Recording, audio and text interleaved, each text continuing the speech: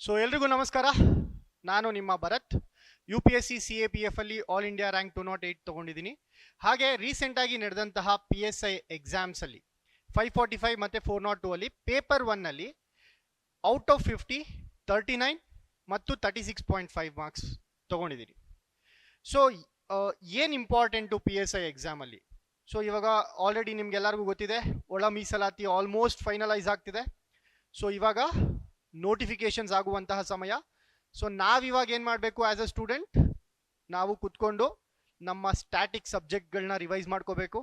ನಮ್ಮ ಪೇಪರ್ 1ಗೆ ಬೇಕಾಗಿರುವಂತಹ ಟ್ರಾನ್ಸ್ಲೇಷನ್ ಆಗಿರ್ಬೋದು, ಎಸ್ಸೆ ಆಗಿರ್ಬೋದು, ಪ್ರೆಸೀಸ್ ರೈಟಿಂಗ್ ಆಗಿರ್ಬೋದು, ಇದನ್ನ ಯಾವ ರೀತಿ ಮಾಡಿದ್ರೆ ಎಫೆಕ್ಟಿವ್ ಆಗಿ ನಮಗೆ ಜಾಸ್ತಿ ಮಾರ್ಕ್ಸನ್ನು ಕೊಡ್ತಾರೆ, ಸೊ ಯಾವ ರೀತಿ ನಾವು ಟ್ರಾನ್ಸ್ಲೇಷನ್ ಅಪ್ರೋಚ್ ಮಾಡಬೇಕು, ಇದನ್ನೆಲ್ಲ ನಾವು ಇವಾಗ ಕಲಿಯುವಂತಹ ಸಮಯ. ಸೊ ಪ್ರೈಮಸ್ ಅಕಾಡೆಮಿಯಲ್ಲಿ PSI ಕ್ರ್ಯಾಶ್ ಕೋರ್ಸ್ ಇನ್ನೇನು ಕೆಲವೇ ದಿನಗಳಲ್ಲಿ ಸ್ಟಾರ್ಟ್ ಆಗುತ್ತೆ. ಸೊ ಈಗಾಗಲೇ ಅಜಯ್ ಸರ್ ಎಸ್ಸೆಯನ್ನು ಟೀಚ್ ಮಾಡಿದ್ದಾರೆ. ಎಸ್ಸೆನ ಯಾವ ಥರ ಅಪ್ರೋಚ್ ಮಾಡಬೇಕು, ಯಾವ ರೀತಿ ಎಸ್ಸೆಗಳು ಬರುತ್ತೆ ಆ್ಯಂಡ್ ಇಂಪಾರ್ಟೆಂಟ್ ಟಾಪಿಕ್ಸನ್ನೆಲ್ಲ ಹೇಳಿದ್ದಾರೆ. ಸೊ ಇದು ಅದರ ಮುಂದುವರೆದ ಭಾಗ. PSI ಎಕ್ಸಾಮ್ ಅಂತ ಅಂದರೆ ಒಂದು ಗೌರವಾನ್ವಿತ ಹುದ್ದೆ ಅಂತ ಹೇಳ್ಬೋದು ನಮ್ಮ ಕರ್ನಾಟಕದಲ್ಲಿ. ಸೊ ನಿಮ್ಮ ಭುಜಗಳ ಮೇಲೆ 2 ಸ್ಟಾರ್ಗಳನ್ನು ನೋಡುವಂತಹ ಹುದ್ದೆ ಆಗಿರುತ್ತೆ ಇದು. ಸೊ ಒಂದು PSI ಆಗಬೇಕಪ್ಪ ಅಂತ ಅಂದರೆ ಒಂದು ಸ್ಟೂಡೆಂಟ್ 2 ರೀತಿಯ ಎಕ್ಸಾಮ್ಸ್ಗಳನ್ನು ಎದುರಿಸ್ಬೇಕಾಗತ್ತೆ. ಮೊದಲನೇದಾಗಿ ಫಿಸಿಕಲ್ ಎಕ್ಸಾಮ್ ಇರುತ್ತೆ. ಸೊ ಈ ಒಂದು ಫಿಸಿಕಲ್ ಎಕ್ಸಾಮನ್ನು ಕ್ಲಿಯರ್ ಮಾಡಿದ್ಮೇಲೆ ರಿಟರ್ನ್ ಎಕ್ಸಾಮಿಗೆ ಬರ್ತೀವಿ. ಸೊ ರಿಟರ್ನ್ ಎಕ್ಸಾಮಲ್ಲಿ ಅಗೇನ್ ನಿಮಗೆ 2 ಸವಾಲ್ಗಳಿರುತ್ತೆ, 2 ಪೇಪರ್ಸ್ಗಳಿರುತ್ತೆ, ಪೇಪರ್ 1 ಮತ್ತು ಪೇಪರ್ 2. ಪೇಪರ್ 1ನಲ್ಲಿ ನಿಮಗೆ ಬರುವಂಥದ್ದು ಎಸ್ಸೆ, ಟ್ರಾನ್ಸ್ಲೇಷನ್ ಮತ್ತು ಪ್ರೆಸೀಸ್ ರೈಟಿಂಗ್. ಪೇಪರ್ 2 ಅಲ್ಲಿ ಸೊ ನೀವೆಲ್ಲ ಓದಿರ್ತೀರಾ, ಸಬ್ಜೆಕ್ಟ್ಸ್ ಯಾವ್ಯಾವ ಇರುತ್ತೆ ಅಂತ ನಿಮ್ಗೆಲ್ಲರಿಗೂ ಗೊತ್ತಿರುತ್ತೆ. ಪಾಲಿಟಿ ಆಗಿರ್ಬೋದು, ಜಾಗ್ರಫಿ ಆಗಿರ್ಬೋದು, ಹಿಸ್ಟ್ರಿ ಆಗಿರ್ಬೋದು, ಎಕಾನಮಿ ಆಗಿರ್ಬೋದು, ಎನ್ವೈರ್ನ್ಮೆಂಟ್ ಆಗಿರ್ಬೋದು, ಕರೆಂಟ್ ಅಫೇರ್ಸ್ ಆಗಿರ್ಬೋದು, ಇದನ್ನೆಲ್ಲ ಪೇಪರ್ 2 ಅಲ್ಲಿ ಚೆಕ್ ಮಾಡ್ತಾರೆ. ಪೇಪರ್ 1ನಲ್ಲಿ ನಿಮ್ಮ ಮಾನಸಿಕ ಸಾಮರ್ಥ್ಯ ಅಂದರೆ ನೀವು ಎಷ್ಟು ಚೆನ್ನಾಗಿ ನಿಮ್ಮ ಒಂದು ಕಾಂಪ್ರಹೆನ್ಷನ್ ಇದೆ ಇದನ್ನೆಲ್ಲ ಚೆಕ್ ಮಾಡ್ತಾರೆ. ಸೊ ಎಷ್ಟು ಚೆನ್ನಾಗಿ ನೀವು ಎಸ್ಸೆ ಬರೀತೀರಾ, ಒಂದು ಟಾಪಿಕ್ ಮೇಲೆ ಎಷ್ಟು ಆಳವಾಗಿ ನೀವು ಅರ್ಥಕೊಂಡಿದ್ದೀರಾ ಆ ಟಾಪಿಕನ್ನು. ಹಾಗೆ ಡಾಕ್ಯುಮೆಂಟೇಶನ್ ವರ್ಕ್ ಬೇಕಾಗುತ್ತೆ ಒಬ್ಬ PSI ಆಫೀಸರ್ಗೆ. ಸೊ ಈ ಡಾಕ್ಯುಮೆಂಟೇಶನ್ ವರ್ಕ್ ಈವೊಂದು ನಮ್ಮ ಅಡ್ಮಿನಿಸ್ಟ್ರೇಟಿವ್ ಲ್ಯಾಂಗ್ವೇಜ್ ಕನ್ನಡ ಆಗಿದ್ರೂ ಸಹ ಒಬ್ಬ ಅಧಿಕಾರಿಗೆ ಇಂಗ್ಲಿಷ್ನ ಜ್ಞಾನ ಸ್ವಲ್ಪ ಇಂಪಾರ್ಟೆಂಟ್ ಆಗಿರುತ್ತೆ.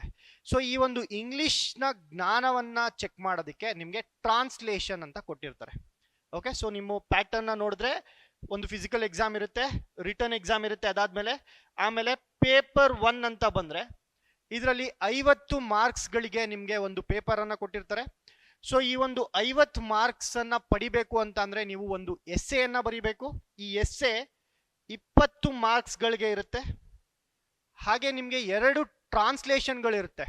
ಒಂದು ಇಂಗ್ಲಿಷ್ ಟು ಕನ್ನಡ ಟ್ರಾನ್ಸ್ಲೇಷನ್, ಇದು ನಿಮಗೆ 10 ಮಾರ್ಕ್ಸ್ಗೆ ಬರುವಂಥದ್ದು. ಹಾಗೆ ಕನ್ನಡ ಟು ಇಂಗ್ಲಿಷ್ ಟ್ರಾನ್ಸ್ಲೇಷನ್, ಇದು ಕೂಡ ನಿಮಗೆ 10 ಮಾರ್ಕ್ಸ್ಗೆ ಬರುವಂಥದ್ದು.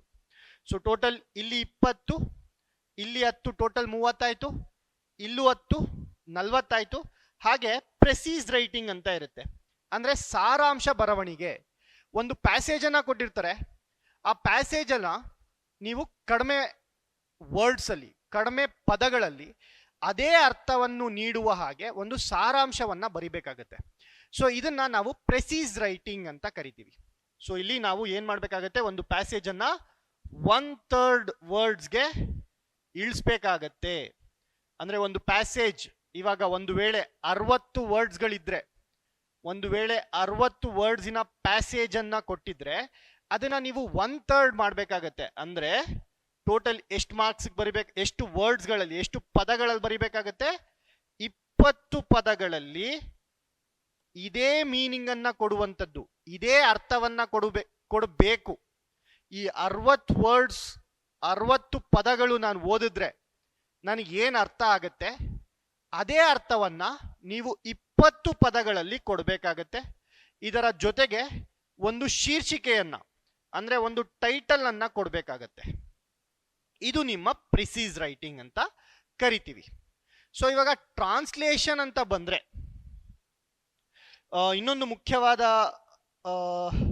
ಅಂಶ ಏನಪ್ಪಾ ಅಂತಂದ್ರೆ ಯಾಕೆ ಪೇಪರ್ 1 ಇಂಪಾರ್ಟೆಂಟ್ ಆಗುತ್ತೆ. ಸೊ ಪೇಪರ್ 1 ಯಾಕೆ ಇಂಪಾರ್ಟೆಂಟ್ ಆಗುತ್ತೆ ಅನ್ನೋದನ್ನ ನಾವು ತಿಳ್ಕೊಬೇಕಾಗತ್ತೆ. ಹೌದಾ? ಸೊ ಪೇಪರ್ 1 ಅನ್ನುವಂಥದ್ದು ಯಾಕೆ ಇಂಪಾರ್ಟೆಂಟ್ ಆಗತ್ತೆ? So paper 1 why is it important? Sir paper 2 ಅಲ್ಲಿ ನನಗಿಂತ ಚೆನ್ನಾಗಿ ನಿಮ್ಗೆ ಗೊತ್ತಿರುತ್ತೆ ಎಲ್ಲರೂ ಯಾವ ರೀತಿಯಲ್ಲಿ ಪ್ರಿಪೇರ್ ಆಗ್ತಾ ಇದ್ದಾರೆ ಅಂತ.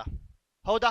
ಎಲ್ಲರೂ ಅದೇ ಹಿಸ್ಟ್ರಿ ಓದೋದು, ಎಲ್ಲರೂ ಅದೇ ಪಾಲಿಟಿ ಓದೋದು, ಅದೇ ಲಕ್ಷ್ಮೀಕಾಂತ್ ಬುಕ್ ಓದೋದು, ಎಲ್ಲರೂ ಅದೇ ಎಕಾನಮಿ ಓದೋದು, ಎಲ್ಲರೂ ಅದನ್ನೇ ಎನ್ವೈರನ್ಮೆಂಟ್ ಓದೋದು. ಸೊ ಇಲ್ಲಿ ನೀವು ಎಷ್ಟೇ ಚೆನ್ನಾಗಿ ಓದಿದ್ರು ಬೇರೆಯವ್ರಿಗಿಂತ, sir it is a competitive exam. Competitive exam ಅಂತ ಅಂದ್ರೆ ಒಂದು ಸ್ಪರ್ಧೆ. ಈ ಒಂದು ಸ್ಪರ್ಧೆಯಲ್ಲಿ ಎಲ್ಲರೂ ಓಡುವಂತೆ ನೀವು ಓಡಿದ್ರೆ ನಿಮ್ಗೆ ರ್ಯಾಂಕ್ ಬರುತ್ತಾ? ಬರಲ್ಲ. ಇದರಲ್ಲಿ ಮ್ಯಾಕ್ಸಿಮಮ್ ಅಂದ್ರೆ ನೀವು ಹೆಡ್ಜ್ ಅನ್ನ ಎಲ್ಲಿ ಪಡ್ಕೋಬಹುದು ಅಂತ ಅಂದ್ರೆ 4ರಿಂದ 5 ಮಾರ್ಕ್ಸ್ಗಳ ಅಂತರವನ್ನ ನೀವು ಪಡ್ಕೋಬಹುದು. ಟಾಪ್ 500ಕ್ಕೂ ಟಾಪ್ 50ಕ್ಕೂ ಇರುವಂತಹ ವ್ಯತ್ಯಾಸ ಎಷ್ಟಪ್ಪ ಅಂತ ಅಂದ್ರೆ 5ರಿಂದ 6 ಮಾರ್ಕ್ಸ್. ಸೊ ಇಲ್ಲಿ ಪೇಪರ್ 2 ಅಲ್ಲಿ ನೀವು ಜಾಸ್ತಿ ಅಂಕಗಳನ್ನ ಗಳಿಸ್ಬೇಕು ಅಂತ ಅಂದ್ರೆ ಜಾಸ್ತಿ ಟೈಮ್ ಅನ್ನ, ಜಾಸ್ತಿ ಎಫರ್ಟ್ಸ್ ಅನ್ನ ಹಾಕ್ಬೇಕಾಗತ್ತೆ. ಆದ್ರೆ ಅದೇ ನಾವು ಪೇಪರ್ 1ಗೆ ನಮ್ಮ ಎಫರ್ಟ್ಸ್ ಅನ್ನ ಹಾಕಿದ್ರೆ, ಒಂದು ಕಾನ್ಶಿಯಸ್ ಆಗಿ ನಾವು ಪೇಪರ್ 1ಗೆ ಪ್ರಿಪರೇಷನ್ ನ ಸ್ಟಾರ್ಟ್ ಮಾಡಿದ್ರೆ ಈಸಿಯಾಗಿ ಬೇರೆಯವ್ರಿಗಿಂತ ಜಾಸ್ತಿ ಮಾರ್ಕ್ಸ್ ಅನ್ನ ನಾವು ಪಡಿಬೋದು. ಹೌದಾ? ಸೊ ಎಸ್ಸೆ ಅಲ್ಲಿ ಇವಾಗ 5 ಜನಕ್ಕೆ ಒಂದೇ ಎಸ್ಸೆ ಅನ್ನ ಕೊಟ್ರೆ ನೀವು ಬರೆಯುವಂತಹ ಎಸ್ಸೆ ಇನ್ನೊಬ್ರು ಬರೆಯುವಂತಹ ಎಸ್ಸೆಗೂ ಬಹಳ ವ್ಯತ್ಯಾಸ ಇರುತ್ತೆ, ಬಹಳ ಡೆಪ್ತ್ ಚೇಂಜ್ ಆಗುತ್ತೆ. ಹೌದಾ? ಸೊ ಇಲ್ಲಿ ನಿಮ್ಗೆ ಅತಿ ಹೆಚ್ಚು ಅಂಕಗಳನ್ನ ಪಡೆಯುವುದಕ್ಕೆ ಒಂದು ಸ್ಕೋಪ್ ಇರುತ್ತೆ. ಓಕೆ, ಅದಾದ್ಮೇಲೆ ಟ್ರಾನ್ಸ್ಲೇಷನ್ ಅಂತ. ಟ್ರಾನ್ಸ್ಲೇಷನ್ ವೆರಿ ಸಿಂಪಲ್ ಇರುತ್ತೆ, ಬಟ್ ಸ್ವಲ್ಪ ಟೈಮ್ ಕನ್ಸ್ಯೂಮಿಂಗು. ಆಯ್ತಾ? ಆ ಟ್ರಾನ್ಸ್ಲೇಷನ್ಗೆ ನಾವೇನಾದ್ರೂ ಕಾನ್ಶಿಯಸ್ ಆಗಿ ಎಫರ್ಟ್ ಹಾಕಿದ್ರೆ ಖಂಡಿತವಾಗ್ಲು, ಯಾಕಂದ್ರೆ ಉತ್ತರ ನಮ್ಮ ಮುಂದೆನೇ ಇರುತ್ತೆ, ಇಂಗ್ಲಿಷಲ್ಲಿ ಇರುತ್ತೆ, ಕನ್ನಡಕ್ಕೆ ಬದಲಾಯಿಸ್ಬೇಕು.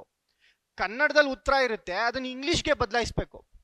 ಸೊ ಕಂಪೇರ್ ಮಾಡಿದ್ರೆ ಪೇಪರ್ 2ಗೆ ಪೇಪರ್ 1 ಈಸಿ ಅಲ್ವಾ? ಬಟ್ ನಾವೇನ್ ಮಾಡ್ತೀವಿ, ಪೇಪರ್ 2 ಅಂತ ಪೇಪರ್ 2ಗೆ ಬೆನ್ನತ್ಬಿಟ್ಟಿರ್ತೀವಿ. ಬಟ್ ಕಾನ್ಶಿಯಸ್ ಎಫರ್ಟ್ಸ್ ಬೇಕಾಗುತ್ತೆ ಪೇಪರ್ 1 ಅಲ್ಲಿ ಜಾಸ್ತಿ ಮಾರ್ಕ್ಸ್ ಅನ್ನ ಪಡೆಯೋದಕ್ಕೆ. Okay, this is why paper 1 is important. ಈ 50 ಮಾರ್ಕ್ಸ್ಗಳು ಎಂತಹ ರೋಲ್ ಅನ್ನ ಪ್ಲೇ ಮಾಡುತ್ತೆ ಅಂದ್ರೆ, ನೀವು ಟಾಪ್ 500 ಅಲ್ಲಿ ಇರೋರು ಟಾಪ್ 50ಗೆ ಬರೋದಕ್ಕೆ ಮುಖ್ಯವಾದ ಪಾತ್ರವನ್ನ ವಹಿಸೋದು ಈ ಒಂದು 50 ಮಾರ್ಕ್ಸ್, ಈ ಒಂದು ಪೇಪರ್ 1. ಹಾಗಾಗಿ ಪೇಪರ್ 1 ಅನ್ನ ಜಾಸ್ತಿ ಕಾನ್ಸಂಟ್ರೇಟ್ ಮಾಡುವಂಥದ್ದು ಬಹಳ intelligent work also, smart work also. ಹಾಗೆ ರಿಟರ್ನ್ ಆನ್ ಇನ್ವೆಸ್ಟ್ಮೆಂಟ್ ಜಾಸ್ತಿ ಇರುತ್ತೆ. ಸರ್ ಹಿಸ್ಟ್ರಿ ಓದಕ್ 3 ತಿಂಗಳು ಬೇಕು, ಅದೇ 1.5 ತಿಂಗಳಲ್ಲಿ ನಾವೇನಾದ್ರೂ ಪೇಪರ್ 1 ಚೆನ್ನಾಗಿ ಪ್ರಿಪೇರ್ ಆಗ್ಬಿಟ್ರೆ ಹಿಸ್ಟ್ರಿಯಲ್ಲಿ ಬರುವಂತಹ 20 ಮಾರ್ಕ್ಸ್ ಅನ್ನ ಈಸಿಯಾಗಿ ಇದರಲ್ಲಿ ನಾವು ಪಡ್ಕೊಬಿಡ್ಬೋದು ಅಲ್ವಾ? ಸೊ ಯಾವುದು ಸ್ಮಾರ್ಟ್ ವರ್ಕು? ಪೇಪರ್ 1ಗೆ ಜಾಸ್ತಿ ಎಫರ್ಟ್ಸ್ ಅನ್ನ ಹಾಕುವಂಥದ್ದು. ಓಕೆ, ಸೊ ಇವಾಗ ಟ್ರಾನ್ಸ್ಲೇಷನ್ಗೆ ಅಂತ ಬಂದ್ರೆ 2 ರೀತಿಯಾದಂತಹ ಟ್ರಾನ್ಸ್ಲೇಷನ್ ನೀವು ನೋಡ್ಬೋದು. ಟ್ರಾನ್ಸ್ಲೇಷನ್ ಅಲ್ಲಿ 2 ಅಪ್ರೋಚ್ ನ ಯೂಸ್ ಮಾಡ್ತಾರೆ ಸ್ಟೂಡೆಂಟ್ಸ್ ಯೂಶಲಿ. ಒಂದೇನಪ್ಪಾ ಅಂತಂದ್ರೆ ಪದಗಳಿಗೆ ಪದಗಳ ಅನುವಾದವನ್ನ ಮಾಡುವಂಥದ್ದು, ಅಂದ್ರೆ ವರ್ಡ್ ಟು ವರ್ಡ್ ಟ್ರಾನ್ಸ್ಲೇಷನ್ ಮಾಡುವಂಥದ್ದು. ಇದು ನಿಮ್ಮ ಮೊದಲನೇ ಅಪ್ರೋಚ್ ಅಂತ ಹೇಳ್ಬೋದು. ಒಂದೇನು ವರ್ಡ್ ಟು ವರ್ಡ್, ಪದಗಳಿಗೆ ಪದಗಳ ಅನುವಾದ. ಇನ್ನೊಂದೇದು ಸೆಂಟೆನ್ಸ್ ಬೇಸ್ಡ್. ಈ ಸೆಂಟೆನ್ಸ್ ಬೇಸ್ಡ್ ಅಲ್ಲಿ ಏನಾಗುತ್ತೆ ಅಂತಂದ್ರೆ, ಸರ್ ನನಗೆ ಕೆಲವೊಂದು ಪದಗಳ ಎಕ್ಸಾಕ್ಟ್ ಟ್ರಾನ್ಸ್ಲೇಷನ್ ಗೊತ್ತಿರಲ್ಲ, ಎಕ್ಸಾಕ್ಟ್ ಅನುವಾದನ ಗೊತ್ತಿರಲ್ಲ. ಸರ್ ನಾವು ಡಿಕ್ಷನರಿ ಅಲ್ವಾ, ನಮಗೂ ಲಿಮಿಟೇಷನ್ಸ್ ಅನ್ನೋದು ಇರುತ್ತೆ. ಸ್ಟೂಡೆಂಟ್ಸ್ ಪರ್ಸ್ಪೆಕ್ಟಿವ್ ಅಲ್ಲಿ ಯೋಚನೆ ಮಾಡಿದ್ರೆ ನಮಗೂ ಎಷ್ಟಂತ ಓದೋದು ಸರ್, ಎಷ್ಟು ಪದಗಳಂತ ನಾವು ನೆನ್ಪಿಟ್ಕೊಳ್ಳುವಂಥದ್ದು, ಎಷ್ಟು ಟೆಕ್ನಿಕಲ್ ವರ್ಡ್ಸ್ಗಳ ಟ್ರಾನ್ಸ್ಲೇಷನ್ನ ನಾವು ನೆನ್ಪಿಟ್ಕೋಬಹುದು. ಹೌದಲ್ವಾ? ಕೆಲವೊಂದು ಪದಗಳಿಗೆ ನಮಗೆ ಅನುವಾದ ಗೊತ್ತಿರಲ್ಲ. ಅವಾಗ ಏನ್ ಮಾಡ್ಬೇಕಪ್ಪ ಅಂತಂದ್ರೆ, ನೀವು ಓನ್ ವರ್ಡ್ಸ್ ಅಲ್ಲಿ ಬರೀರಿ, ಆದ್ರೆ ನನ್ನ ವಾಕ್ಯದ ಅರ್ಥ ಬದಲಾಗಬಾರ್ದು. ಅರ್ಥ ಆಗ್ತಿದ್ಯಾ? ಸೊ ವಾಕ್ಯದ ಅರ್ಥವನ್ನ ನೀಡುವಂತಹ ಅನುವಾದ, ವಾಕ್ಯದ ಮೀನಿಂಗ್ ಅನ್ನ, ಸೇಮ್ ಟು ಸೇಮ್ ಇಂಗ್ಲಿಷ್ನಲ್ಲಿ ಯಾವ ಅರ್ಥ ಕೊಡ್ತಾ ಇರುತ್ತೆ, ಯಾವ ಮೀನಿಂಗ್ ಕೊಡ್ತಾ ಇರುತ್ತೆ, ಅದೇ ಅರ್ಥ ಕನ್ನಡದಲ್ಲಿ ಓದಿದ್ರೆ ನನಗೆ ಗೊತ್ತಾಗಬೇಕು ಏನು ಹೇಳ್ತಾ ಇದೆ ಈ ಸೆಂಟೆನ್ಸ್ ಅಂತ. ಆ ಸೆಂಟೆನ್ಸ್ನ ಅರ್ಥ ಇಂಗ್ಲಿಷ್ಗೆ ಮ್ಯಾಚ್ ಆಗಬೇಕು, ಅಥವಾ ಇಂಗ್ಲಿಷ್ನಲ್ಲಿ ಇರುವಂತಹ ಸೆಂಟೆನ್ಸ್ನ ಮೀನಿಂಗ್ ಕನ್ನಡದಲ್ಲಿ ಓದಿದ್ರೆ ನನಗೆ ಗೊತ್ತಾಗಬೇಕು. ಇದು sentence based translation. Okay, so ಯಾವುದಕ್ಕೆ ಜಾಸ್ತಿ ಅಂಕ ಕೊಡ್ತಾರೆ ಸರ್ ಅಂತ ಅಂದ್ರೆ ಎರಡರ ಹೈಬ್ರಿಡ್ಗೆ. ಸೊ ನಿಮ್ಮ ವೊಕ್ಯಾಬುಲರಿಯನ್ನು ಚೆಕ್ ಮಾಡ್ತಾರೆ. ಕೆಲವೊಂದು ಪದಗಳಿಗೆ ನೀವು ಎಕ್ಸಾಕ್ಟ್ ಅನುವಾದಗಳನ್ನ ಬರಿಬೇಕಾಗತ್ತೆ. ಫಾರ್ ಎಕ್ಸಾಂಪಲ್ ಇಶ್ಯೂ ಅಂತ ಅಂದ್ರೆ ಸಮಸ್ಯೆ ಅಥವಾ ಬಿಕ್ಕಟ್ಟು. ಸಮಸ್ಯೆಗಿಂತ ಬಿಕ್ಕಟ್ಟು ಅಂತ ಬರೆದ್ರೆ ನಿಮ್ಗೆ ಜಾಸ್ತಿ ಅಂಕ ಕೊಡ್ತಾರೆ, ಹೌದಾ? ಯಾಕಂದ್ರೆ ಇಶ್ಯೂ ಅಂದ್ರೆ ಟೆಕ್ನಿಕಲ್ ಟ್ರಾನ್ಸ್ಲೇಷನ್ ಬಿಕ್ಕಟ್ಟು. ಹಾಗಾಗಿ ಬಿಕ್ಕಟ್ಟು ಅಂತ ಯಾರು ಯೂಸ್ ಮಾಡ್ತಾರಲ್ವಾ ಅವ್ರಿಗೆ ಒಂದು ಸ್ಪೆಷಲ್ ಫೋಕಸ್ ಮಾಡ್ತಾರೆ. ಓ, ಕರೆಕ್ಟಾಗಿ ಬರೀತಾ ಇದ್ದಾನೆ ಇವನು ವರ್ಡ್ಸ್ನ ಅಂತ. ಬಟ್ ಅಲ್ಟಿಮೇಟ್ಲಿ ನೋಡುವಂಥದ್ದು ವಾಕ್ಯದ ಅರ್ಥ ಸರಿಯಾಗಿದ್ಯಾ, ಸೆಂಟೆನ್ಸ್ ಕರೆಕ್ಟ್ ಆಗಿ ಸ್ಟ್ರಕ್ಚರ್ ಆಗಿದ್ಯಾ, ಇದನ್ನ ಗಮನಿಸ್ತಾರೆ. ಓಕೆ, ಸೊ ಬೆಸ್ಟ್ ಅಪ್ರೋಚ್ ಅಂದ್ರೆ ನಾನು ಆಲ್ರೆಡಿ ಹೇಳಿದೆ, you should use an hybrid approach. ಎರಡರ ಹೊಂದಾಣಿಕೆಯ ಮೇಲೆ ಹೋಗುವಂತಹ ಅಪ್ರೋಚ್ ಅನ್ನ ನೀವು ಬಳಸಬೇಕಾಗತ್ತೆ ಟ್ರಾನ್ಸ್ಲೇಷನ್ ಅಲ್ಲಿ ಒಳ್ಳೆಯ ಅಂಕಗಳನ್ನ ಪಡೆಯೋದಕ್ಕೆ. ಸೊ ಈ ಟ್ರಾನ್ಸ್ಲೇಷನ್ ಅಂತ ಬಂದ್ರೆ ನಾನು ನಿಮ್ಗೆ ಒಂದು ಸ್ಟೆಪ್ ಬೈ ಸ್ಟೆಪ್ ಟ್ರಾನ್ಸ್ಲೇಷನ್ ಅನ್ನ ಇವಾಗ ಡಿಸ್ಕಸ್ ಮಾಡೋಣ. ಯಾವ ರೀತಿ ನಾವು ಟ್ರಾನ್ಸ್ಲೇಷನ್ ನ ಅಪ್ರೋಚ್ ಮಾಡ್ಬೇಕಪ್ಪ ಅಂತ ಅಂದ್ರೆ ಮೊದಲನೇ ಹಂತ ಏನಪ್ಪಾ ಅಂತ ಅಂದ್ರೆ ಒಂದು ಫುಲ್ ಸೆಂಟೆನ್ಸ್ ಅನ್ನ ಓದ್ಬೇಕು. ಏನ್ ಮಾಡ್ಬಿಡ್ತೀವಿ ನಾವು ಎಕ್ಸಾಮಿನೇಷನ್ ಪ್ರೆಷರ್ ಅಲ್ಲಿ ಆನ್ಸರ್ ಪೇಪರ್ ಕೊಟ್ಟಿದ ತಕ್ಷಣ ಫಸ್ಟ್ ಪದ ಓಕೆ ಗೌರ್ಮೆಂಟ್ ಅಂತ ಅಂದ್ರೆ ಸರ್ಕಾರ, ಈ ತರ ಬರ್ಕೊಳಕ್ ಸ್ಟಾರ್ಟ್ ಮಾಡ್ಬಿಡ್ತೀವಿ. ಬಟ್ ಇಲ್ಲಿ ಏನ್ ತೊಂದರೆ ಆಗತ್ತಪ್ಪ ಅಂತ ಅಂದ್ರೆ ಈ ಸೆಂಟೆನ್ಸ್ ಫಾರ್ಮೇಶನ್ ಸರಿಯಾಗಲ್ಲ. ಅಥವಾ ಸರ್ಕಾರ ಅಂತ ಇದ್ರೆ ನಮ್ಗೆ ಗೊತ್ತು ಗೌರ್ಮೆಂಟ್ ಅಂತ, ಹೌದಲ್ವಾ? ಸೊ ಸರ್ಕಾರ ಅಂದ್ರೆ ಗೌರ್ಮೆಂಟ್ ಅಂತ ಗೊತ್ತು. ಕ್ವೆಶನ್ ಪೇಪರ್ ನೋಡಿದ ತಕ್ಷಣ ಬರೆಯಕ್ ಸ್ಟಾರ್ಟ್ ಮಾಡೋದು ಸರ್ಕಾರ ಅಂತ. ಆಮೇಲೆ ಯೋಚನೆ ಮಾಡೋದು, ಓ ಸೆಂಟೆನ್ಸ್ ಸ್ಟ್ರಕ್ಚರ್ ಸರಿ ಆಗ್ತಾ ಇಲ್ವಲ್ಲಪ್ಪ, ಏನ್ ಮಾಡೋದು? ಈ ತರ ಪ್ರಾಬ್ಲಮ್ಸ್ ಅನ್ನ ಫೇಸ್ ಮಾಡ್ತೀರಾ, ಹೌದಾ? ಸೊ ಅದು ಫೇಸ್ ಮಾಡಬಾರ್ದು ಅಂತ ಅಂದ್ರೆ ಒಂದು ಸೆಂಟೆನ್ಸ್ ನ ಪೂರ್ತಿಯಾಗಿ ಓದ್ಬೇಕಾಗತ್ತೆ, ಮೊದಲನೇ ಸ್ಟೆಪ್. ಎರಡನೇ step English to Kannada translation ಬಗ್ಗೆ ಮಾತಾಡ್ತಾ ಇದೀವಿ ನಾವು ಇವಾಗ. ಸದ್ಯಕ್ಕೆ ಇಂಗ್ಲಿಷ್ ಟು ಕನ್ನಡದ ಟ್ರಾನ್ಸ್ಲೇಷನ್ ಬಗ್ಗೆ ಮಾತಾಡ್ತಾ ಇದ್ದೀವಿ. ಸೊ ಒಂದು ಇಂಗ್ಲಿಷ್ ಸೆಂಟೆನ್ಸ್ ಇರುತ್ತೆ, ಆ ಇಂಗ್ಲಿಷ್ ಸೆಂಟೆನ್ಸ್ ಅನ್ನ ಪೂರ್ತಿಯಾಗಿ ಓದ್ತೀರಾ. ಅದಾದ್ಮೇಲೆ ನಿಮ್ಮ ಮನಸ್ಸಲ್ಲಿ ಏನ್ ಅರ್ಥ ಆಯ್ತಪ್ಪ ನಿಮ್ಗೆ ಅಂತ ಕೇಳ್ಕೊತೀರಾ. ಅರ್ಥ ಆಗ್ತಿದ್ಯಾ? ಸೊ ಒಂದು ಸೆಂಟೆನ್ಸ್ ಅನ್ನ ಓದ್ತೀರಾ, ಅರ್ಥ ಮಾಡ್ಕೋತೀರಾ, ಅದಾದ್ಮೇಲೆ ಏನ್ ಹೇಳ್ತಾ ಇದೆ ಈ ಸೆಂಟೆನ್ಸ್ ಅಂತ ಗಮನಿಸ್ತೀರಾ. For example, I eat apple. So ಇಲ್ಲಿ ಐ ಈಟ್ ಆಪಲ್ ಅನ್ನುವಂಥದ್ದಕ್ಕೆ ನಾವು ಸ್ಟೂಡೆಂಟ್ಸ್ ಏನ್ ಮಾಡ್ತಾರೆ ಆಕ್ಚುಲಿ ಅಂತ ಅಂದ್ರೆ, ಇದು ನೋಡಿದ ತಕ್ಷಣ ನಾನು ತಿಂದೆ ಸೇಬನ್ನು, ಇದು ವರ್ಡ್ ಟು ವರ್ಡ್ ಟ್ರಾನ್ಸ್ಲೇಷನ್. ಇದ್ರಲ್ಲಿ ಏನಾದ್ರೂ ಅರ್ಥ ಗೊತ್ತಾಗ್ತಿದ್ಯಾ? ನಾನು ತಿಂದೆ ಸೇಬನ್ನು, ಹೌದು ಅರ್ಥ ಗೊತ್ತಾಗ್ತಿದೆ, ತಿಳ್ಕೊಬೋದು ನಾವು, ಓಕೆ ಸೇಬನ್ನ ತಿನ್ನಂತೆ ಈ ಹುಡುಗ ಅಂತ. ಆದ್ರೆ ಸೆಂಟೆನ್ಸ್ ಫಾರ್ಮೇಶನ್ ಕರೆಕ್ಟ್ ಆಗಿದ್ಯಾ? ಇಲ್ಲ ಅಲ್ವಾ? ಹಾಗಾಗಿ ನಾವು ಎರಡನೇ ಸ್ಟೆಪ್ ಅಲ್ಲಿ ನಾವೇನ್ ಮಾಡ್ಬೇಕಾಗತ್ತೆ, ಈ ಒಂದು ಇಂಗ್ಲಿಷ್ ಸೆಂಟೆನ್ಸ್ ನಲ್ಲಿ ಸಬ್ಜೆಕ್ಟ್ ಯಾವುದು, ವರ್ಬ್ ಯಾವುದು, ಆಬ್ಜೆಕ್ಟ್ ಯಾವುದು, ಇದನ್ನ ನಾವು ತಿಳ್ಕೋಬೇಕಾಗತ್ತೆ. ಕರ್ತೃ ಕ್ರಿಯೆಯನ್ನ ನಾವು ಗಮನಿಸ್ಬೇಕಾಗತ್ತೆ. ಏನಿದು ಸಬ್ಜೆಕ್ಟ್ ಸರ್ ಅಂದ್ರೆ ಏನೆಲ್ಲ ಸ್ವಲ್ಪ ಟೆಕ್ನಿಕಲ್ ಆಗಿ ಹೇಳ್ತಾ ಇದ್ದೀರಲ್ಲ ಸರ್ ಅಂತ ಅನ್ಕೋಬೇಡಿ. ಸಬ್ಜೆಕ್ಟ್ ಅಂದ್ರೆ ಏನು ಇಲ್ಲಪ್ಪ, ಒಂದು ಸೆಂಟೆನ್ಸು ಅಥವಾ ಒಂದು ವಾಕ್ಯ ಯಾವುದರ ಬಗ್ಗೆ ಮಾತಾಡ್ತಾ ಇದೆ ಅಥವಾ ಯಾರ ಬಗ್ಗೆ ಮಾತಾಡ್ತಿದೆ ಅದು ನನ್ನ ಸಬ್ಜೆಕ್ಟ್ ಆಗುತ್ತೆ. ಇಷ್ಟೇ ಸಿಂಪಲ್.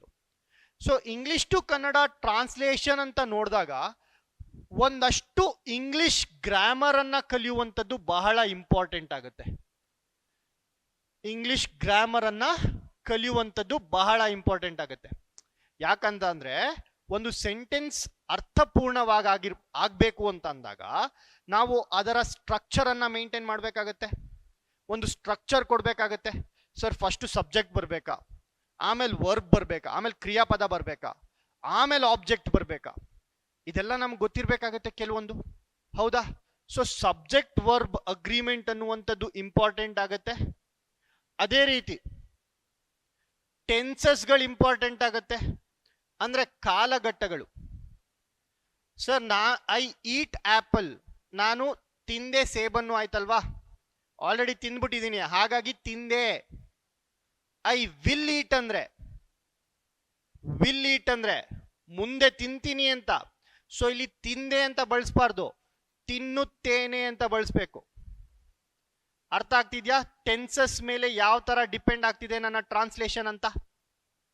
ಸೊ ಟೆನ್ಸಸ್ ನ ಪ್ರಕಾರ ನನ್ನ ಕ್ರಿಯಾಪದ ಚೇಂಜ್ ಆಗುತ್ತೆ. ಓಕೆ, ಇಲ್ಲಿ ಈಟ್ ಇರುವಂತದ್ದು ವಿಲ್ ಈಟ್ ಆಯ್ತು.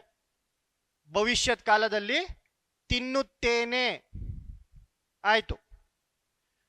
ತಿಂದೆ, ತಿನ್ನುತ್ತಾ ಇದ್ದೀನಿ. I am eating, I am eating. ನಾನು ತಿನ್ನುತ್ತಿದ್ದೇನೆ ಅಂತ ಬಳಸ್ಬೇಕಾಗತ್ತೆ ಅವಾಗ. ಸೊ ಇಲ್ಲಿ ನೀವು ಗಮನಿಸಿದ್ರೆ ಕಾಲಗಳ ತಕ್ಕಂತೆ ಯಾವ್ದು ಚೇಂಜ್ ಆಗ್ತಾ ಇದೆ, ಯಾವುದರ ರೂಪ ಬದಲಾಗ್ತಾ ಇದೆ ಅಂತ ಅಂದ್ರೆ ನನ್ನ ವರ್ಬ್ನ ರೂಪ ಬದಲಾಗ್ತಿದೆ. ಹಾಗಾಗಿ ಟೆನ್ಸಸ್ಗಳನ್ನ ಓದುವಂಥದ್ದು ಬಹಳ ಇಂಪಾರ್ಟೆಂಟ್ ಆಗತ್ತೆ. ಹಾಗೆ ಮೂರನೇದಾಗಿ ನಾನು ಸ್ಟೂಡೆಂಟ್ಸ್ನ ಟ್ರಾನ್ಸ್ಲೇಷನ್ನ ಚೆಕ್ ಮಾಡಿರುವಂತಹ ಎಕ್ಸ್ಪೀರಿಯನ್ಸ್ ಮೇಲೆ ಆರ್ಟಿಕಲ್ಸ್ ಅಲ್ಲಿ ತಪ್ಪು ಮಾಡ್ತಾರೆ. ಎ ಬಳಸುವಂತಹ ಜಾಗದಲ್ಲಿ ಆನ್ ಅನ್ನ ಬಳಸ್ತಾರೆ. ಸೊ ನೀವೇನ್ ಮಾಡ್ಬೇಕಪ್ಪ ಅಂತಂದ್ರೆ ಆರ್ಟಿಕಲ್ಸ್ ಎ ಯಾವಾಗ ಬಳಸ್ತೀವಿ, ಆನ್ ಅನ್ನ ಯಾವಾಗ ಬಳಸ್ತೀವಿ, ಇದನ್ನ ಗಮನದಲ್ಲಿ ಇಟ್ಕೋಬೇಕಾಗತ್ತೆ. ಓಕೆ, ಸೊ ಈ ಮೂರು ಗ್ರಾಮರ್ ಪಾರ್ಟ್ ಏನಿದೆ, ಇಂಗ್ಲಿಷ್ ಗ್ರಾಮರ್ ಪಾರ್ಟ್, ಇದು ಕೂಡ ಪ್ರೈಮಸ್ ಅಕಾಡೆಮಿಯಲ್ಲಿ ಟ್ರಾನ್ಸ್ಲೇಷನ್ ಕೋರ್ಸ್, ಕ್ರಾಶ್ ಕೋರ್ಸ್ ಏನ್ ಸ್ಟಾರ್ಟ್ ಆಗುತ್ತೆ ಅದರಲ್ಲಿ ಸಂಕ್ಷಿಪ್ತವಾಗಿ ಇದನ್ನ ವಿವರಿಸ್ತೀನಿ. ಸೊ ಇವಾಗ ಸದ್ಯಕ್ಕೆ ನಿಮ್ಗೆ ಗೊತ್ತಾಗಬೇಕಾಗಿರುವಂತದ್ದೇನು, ಸಬ್ಜೆಕ್ಟ್ ಅಂದ್ರೆ ಏನು, ವರ್ಬ್ ಅಂದ್ರೆ ಏನು, ಆಬ್ಜೆಕ್ಟ್ ಅಂದ್ರೆ ಏನು. ಸೊ ಸಬ್ಜೆಕ್ಟ್ ಏನಪ್ಪಾ ಅಂತಂದ್ರೆ ಯಾರು ಮಾಡ್ತಾ ಇದ್ದಾರೆ ಕೆಲಸನ, ಯಾರು ಮಾಡ್ತಿದ್ದಾರೆ ಕೆಲಸನ, ಅಥವಾ ಒಂದು ವಾಕ್ಯ ಯಾರ ಬಗ್ಗೆ ಮಾತಾಡ್ತಿದೆ. ಇಲ್ಲೇ ಎಕ್ಸಾಂಪಲ್ ತಗೊಳ್ಳಿ, ಐ ಈಟ್ ಆಪಲ್. ಯಾರ ಬಗ್ಗೆ ಮಾತಾಡ್ತಾ ಇದೆ ಸೆಂಟೆನ್ಸು? ನನ್ನ ಬಗ್ಗೆ, ಐಯ ಬಗ್ಗೆ ಅಲ್ವಾ? ಸೊ ಇಲ್ಲಿ ಐ ಅನ್ನುವಂಥದ್ದೇನಾಯ್ತು, ಸಬ್ಜೆಕ್ಟ್ ಆಯ್ತು. ಐ ಅನ್ನುವಂಥದ್ದೇನಾಯ್ತು, ಸಬ್ಜೆಕ್ಟ್ ಆಯ್ತು. ಯಾಕೆ? ಬಿಕಾಸ್ ಈ ಒಂದು ಸೆಂಟೆನ್ಸ್, ಈ ಒಂದು ವಾಕ್ಯ ಮಾತಾಡ್ತಾ ಇರೋದು ನನ್ನ ಬಗ್ಗೆ. ಸೊ ಸಬ್ಜೆಕ್ಟ್ ಏನಾಯ್ತು, ಐ ಆಯ್ತು. ಕನ್ನಡದಲ್ಲಿ ಇದನ್ನ ನಾನು ಅಂತ ಕರಿತೀನಿ, ನಾನು, ಇದು ನನ್ನ ಸಬ್ಜೆಕ್ಟ್. ಹಾಗೆ ವರ್ಬ್, ವರ್ಬ್ ಅಂದ್ರೆ ಏನಪ್ಪ? ಕ್ರಿಯಾಪದ, ಒಂದು ಕ್ರಿಯೆಯನ್ನ ತೋರಿಸ್ತಾ ಇರುವಂತಹ ಪದ. ಇದನ್ನ ನಾವು ಕ್ರಿಯಾಪದ ಅಂತೀವಿ, ಇಂಗ್ಲಿಷ್ ನಲ್ಲಿ ವರ್ಬ್ ಅಂತೀವಿ, ಹೌದಾ?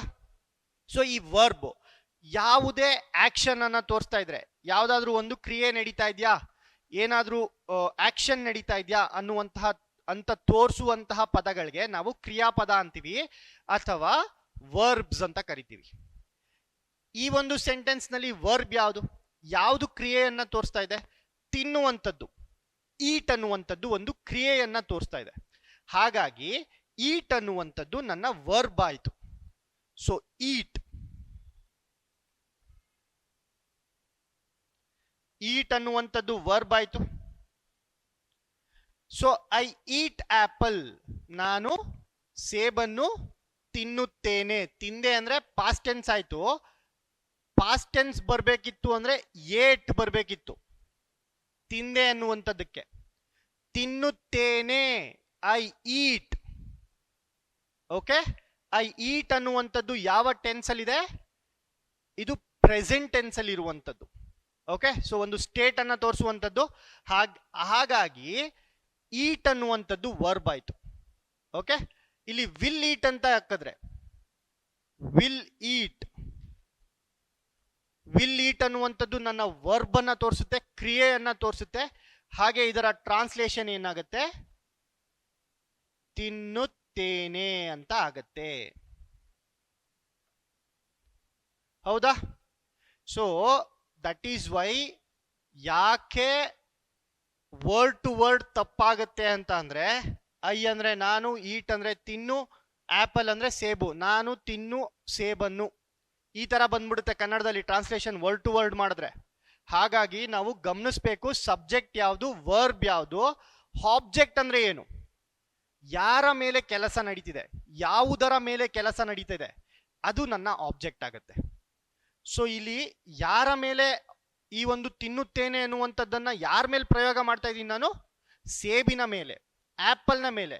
ಹಾಗಾಗಿ ನನ್ನ ಆಬ್ಜೆಕ್ಟ್ ಏನಾಯ್ತು, ಆಪಲ್ ಅನ್ನುವಂಥದ್ದು ನನ್ನ ಆಬ್ಜೆಕ್ಟ್ ಆಯ್ತು. ಸೊ ಇದು ಬೇಸಿಕ್ಸ್. ಸಬ್ಜೆಕ್ಟ್ ಅಂದ್ರೆ ಏನು, ವರ್ಬ್ ಅಂದ್ರೆ ಏನು, ಆಬ್ಜೆಕ್ಟ್ ಅಂದ್ರೆ ಏನು. ಇವಾಗ ನಿಮ್ಗೆ ತಿಳಿತು ಸಬ್ಜೆಕ್ಟ್ ಅಂದ್ರೆ ಏನು, ವರ್ಬ್ ಅಂದ್ರೆ ಏನು, ಆಬ್ಜೆಕ್ಟ್ ಅಂದ್ರೆ ಏನು. ಮೂರನೇ ಹಂತದಲ್ಲಿ ಈ ಟಫ್ ವೊಕ್ಯಾಬುಲರಿ ಅನ್ನುವಂಥದ್ದನ್ನ ರೀಕಾಲ್ ಮಾಡ್ಕೋಬೇಕು. ಸೊ ಕೆಲವೊಂದು ಪದಗಳಿರ್ತವೆ, ಅದರ ಟ್ರಾನ್ಸ್ಲೇಷನ್ ಏನು, ಇಂಗ್ಲಿಷಲ್ಲಿ ಇರುವಂತಹ ಪದಗಳಿಗೆ ಎಕ್ಸಾಕ್ಟ್ ಆಗಿ ಟ್ರಾನ್ಸ್ಲೇಷನ್ ಏನಾಗುತ್ತೆ, ವ್ಯಾಲ್ಯೂಸ್ ಅಂದ್ರೆ ಏನು, ಮೌಲ್ಯಗಳು. ಈ ರೀತಿಯಾಗಿ ಅರ್ಥ ಆಗ್ತಿದ್ಯಾ? ಸೊ ಅಡ್ಮಿನಿಸ್ಟ್ರೇಷನ್, ಆಡಳಿತ, ಈ ರೀತಿಯಾದಂತಹ ವೊಕ್ಯಾಬುಲರಿಯನ್ನ ನಾವು ನೆನಪಿಸ್ಕೋಬೇಕು. ಅಥವಾ ಆ ಒಂದು ಕ್ವೆಶನ್ ಏನಿರುತ್ತೆ ಅದರ ಮೇಲೆ ಬರ್ಕೋಬೇಕಾಗುತ್ತೆ. ಅದು ನಿಮ್ಮ ಮೂರನೇ ಹೆಜ್ಜೆ. ನಾಲ್ಕನೆಯದಾಗಿ ರೀಅರೇಂಜ್ ಮಾಡಬೇಕು. ಈ ಪದಗಳನ್ನ ರೀಅರೇಂಜ್ ಮಾಡಿದಾಗ ನನಗೆ ಅರ್ಥಪೂರ್ಣವಾದ ವಾಕ್ಯ ಸಿಗುತ್ತೆ. ಇದು ನಿಮ್ಮ ನಾಲ್ಕನೇ ಹೆಜ್ಜೆ ಆಗಿರುತ್ತೆ. ಸೊ ಇನ್ನೊಂದು ಎಕ್ಸಾಂಪಲ್ ನೋಡೋದಾದ್ರೆ, the police seize the illegal weapons. ಈ ರೀತಿಯಾಗಿ ನಿಮ್ಮ ಒಂದು ಸೆಂಟೆನ್ಸ್ ಇದೆಯಪ್ಪ. ಸೊ ಮೊದಲನೇ ಹಂತದಲ್ಲಿ ನೀವು ಏನ್ ಮಾಡಬೇಕು, ಪೆನ್ನನ್ನು ಮುಟ್ಬಾರ್ದು, ಓದ್ಬೇಕಷ್ಟೇ. The police seize the illegal weapons ಅಂದ್ರೆ ಇದನ್ನ ಅರ್ಥ ಮಾಡ್ಕೊಳ್ಳಿ. ಮನ್ಸಲ್ಲಿ ನೀವು ಅರ್ಥ ಮಾಡ್ಕೊಂಡ್ರೆ ಇದರ ಮೀನಿಂಗ್ ಏನು, ಇದರ ಅರ್ಥ ಏನು. ಪೊಲೀಸರು ಇಲ್ಲೀಗಲ್ ವೆಪನ್ಸ್ ಇದ್ವಂತೆ, ಅದನ್ನ ಸೀಸ್ ಮಾಡಿದ್ರಂತೆ. ಅರ್ಥ ಆಗ್ತಿದ್ಯಾ? ಸೆಂಟೆನ್ಸ್ ಅರ್ಥ ಆಯ್ತಾ ಇವಾಗ? ಸೊ ಎರಡನೇ ಹಂತ, ಎರಡನೇ ಹೆಜ್ಜೆ ಏನಪ್ಪಾ ಅಂತಂದ್ರೆ, ವರ್ಬ್ ಮತ್ತೆ ಟೆನ್ಸ್ ನ ನಾವು ಗಮನಿಸ್ಬೇಕಿದ್ರಲ್ಲಿ. ದ ಪೊಲೀಸ್ ಒಂದು ಸೆಂಟೆನ್ಸ್ ಯಾರ ಬಗ್ಗೆ ಮಾತಾಡ್ತಾ ಇದೆ, ಅದು ನನ್ನ ಸಬ್ಜೆಕ್ಟ್ ಅಂತ ಹೇಳಿದೆ. ಈ ಒಂದು ಸೆಂಟೆನ್ಸ್ ಯಾರ ಬಗ್ಗೆ ಮಾತಾಡ್ತಿದೆ, ಪೊಲೀಸರ ಬಗ್ಗೆ ಮಾತಾಡ್ತಿದೆ. ಹಾಗಾಗಿ ಪೊಲೀಸ್ ಅನ್ನುವಂಥದ್ದೇನಾಯ್ತು, ಸಬ್ಜೆಕ್ಟ್ ಆಯ್ತು. ಹೌದಾ? ವರ್ಬ್ ಏನಿದ್ರಲ್ಲಿ ಯಾವುದು ಕ್ರಿಯೆಯನ್ನ ತೋರಿಸ್ತಾ ಇದೆ, ಸೀಸ್ಡ್ ಅನ್ನುವಂಥದ್ದು. ಈ ಸೀಸ್ಡ್ ಅನ್ನುವಂಥದ್ದು ಕ್ರಿಯೆಯನ್ನ ತೋರಿಸ್ತಾ ಇದೆ. ಹಾಗಾಗಿ ಇದೇನಾಯ್ತು, ವರ್ಬ್ ಆಯ್ತು. ಹಾಗೆ ಯಾವ ಕಾಲದಲ್ಲಿದೆ, ಸೀಸ್ ಅಂದ್ರೆ present tense, seize present tense. Seized ಅಂತ ಇದ್ರೆ ಪಾಸ್ಟ್ ಟೆನ್ಸು, ಅಂದ್ರೆ ಭೂತಕಾಲದಲ್ಲಿ ಆಲ್ರೆಡಿ ನಡೆದೋಗಿದೆ. ಭೂತಕಾಲ, ಪೊಲೀಸರು ಆಲ್ರೆಡಿ ಸೀಸ್ ಮಾಡ್ಬಿಟ್ಟಿದ್ದಾರೆ. ಹಾಗಾಗಿ ಯಾವ ಟೆನ್ಸ್ ಅಲ್ಲಿ ಇದೆ, ಇದು ಪಾಸ್ಟ್ ಟೆನ್ಸ್ ಅಲ್ಲಿ ಇರುವಂತದ್ದು, ಅಂದ್ರೆ ಭೂತಕಾಲದಲ್ಲಿ ಇರುವಂತದ್ದು ವರ್ಬ್. ಅದಾದ್ಮೇಲೆ ಏನನ್ನ ಸೀಸ್ ಮಾಡಿದ್ರು ಸರ್, ಏನನ್ನ ಸೀಸ್ ಮಾಡಿದ್ರು, ಇಲ್ಲೀಗಲ್ ವೆಪನ್ಸ್ ಅನ್ನ ಸೀಸ್ ಮಾಡಿದ್ರು. ಹಾಗಾಗಿ ಇದೇನಾಗತ್ತೆ, ಇದು ನನ್ನ ಆಬ್ಜೆಕ್ಟ್ ಆಗತ್ತೆ. This becomes my object. ಅರ್ಥ ಆಗ್ತಿದ್ಯಾ? ಸೊ ಇಂಗ್ಲಿಷ್ ನಲ್ಲಿ ನೀವು ಗಮನಿಸಿದ್ರೆ ಇಂಗ್ಲಿಷಿನ ಸ್ಟ್ರಕ್ಚರ್ ಯಾವ ತರ ಇದೆಯಪ್ಪ ಅಂತಂದ್ರೆ, ಮೊದಲು ಸಬ್ಜೆಕ್ಟ್ ಬಂತು, ಅದಾದ್ಮೇಲೆ ವರ್ಬ್ ಬಂತು, ಅದಾದ್ಮೇಲೆ ಆಬ್ಜೆಕ್ಟ್ ಬಂತು. ಇದು ಇಂಗ್ಲಿಷ್ ಸೆಂಟೆನ್ಸಿನ ಸ್ಟ್ರಕ್ಚರ್. ಇಂಗ್ಲಿಷ್ ಸೆಂಟೆನ್ಸ್ ನಲ್ಲಿ ಯಾವ ರೀತಿ ಸ್ಟ್ರಕ್ಚರ್ ಇರುತ್ತಪ್ಪ ಅಂತ ಅಂದ್ರೆ, ನೀವು ಯಾವುದೇ ಸೆಂಟೆನ್ಸ್ ಅನ್ನ ತಗೊಳ್ಳಿ, ಇದೇ ಸ್ಟ್ರಕ್ಚರ್ ಅಲ್ಲಿ ಬರುತ್ತೆ. ಫಸ್ಟ್ ಸಬ್ಜೆಕ್ಟ್ ಬರುತ್ತೆ, ಯಾರು ಮಾಡಿದ್ರು, ಏನ್ ಮಾಡಿದ್ರು, ಯಾರಿಗ್ ಮಾಡಿದ್ರು, ಸಬ್ಜೆಕ್ಟ್ ವರ್ಬ್ ಆಬ್ಜೆಕ್ಟ್. ಈ ರೀತಿಯಾಗಿ ನಿಮ್ಮ ಇಂಗ್ಲಿಷ್ ಸ್ಟ್ರಕ್ಚರ್ ಇರುತ್ತೆ. ಇವಾಗ ಮೂರನೇ ಹೆಜ್ಜೆಯಲ್ಲಿ ಮೂರನೇ ಹಂತದಲ್ಲಿ ನಾನೇನ್ ಮಾಡಬೇಕು, ವೊಕ್ಯಾಬುಲರಿ ಮೇಲೆ ಕಾನ್ಸಂಟ್ರೇಟ್ ಮಾಡಬೇಕು. ಸೊ ವರ್ಡ್, ಯಾವ ವರ್ಡ್ ಇದೆ, ಕಷ್ಟವಾದಂತಹ ವರ್ಡ್ಸ್ ಯಾವುದು, ಕಷ್ಟವಾದಂತಹ ಪದಗಳು ಯಾವ್ದು ಇದರಲ್ಲಿ, ಸೀಸ್ಡ್ ಅನ್ನುವಂಥದ್ದು. ಸೊ ಸಬ್ಜೆಕ್ಟ್ ಆಯ್ತು, ವರ್ಬ್ ಆಯ್ತು, ಆಬ್ಜೆಕ್ಟ್ ಆಯ್ತು. ಸೀಸ್ಡ್ಗೆ ಕನ್ನಡದಲ್ಲಿ ಏನಂತ ಕರಿತೀವಿ, ಕಮೆಂಟ್ ಮಾಡಿ, ಏನಂತ ಕರಿತೀವಿ ಸೀಸ್ಡ್ಗೆ? ವಶಪಡಿಸಿಕೊಂಡರು. ವಶಪಡಿಸಿಕೊಂಡರು, ಇದು ಸೀಸ್ಡ್ ನ ಅರ್ಥ. ಪೊಲೀಸ್ ಅಂದ್ರೆ ನಿಮ್ಮೆಲ್ಲರಿಗೂ ಗೊತ್ತು, ಪೊಲೀಸರು ಅಂತ ಕರಿತೀವಿ, ಹೌದಾ? ಪೊಲೀಸ್ ಅಂದ್ರೆ ಕನ್ನಡದಲ್ಲೂ ಕೂಡ ಆರಕ್ಷಕರು ಅಂತ ಬರಿಬೋದು ನೀವು. ಆರಕ್ಷಕರು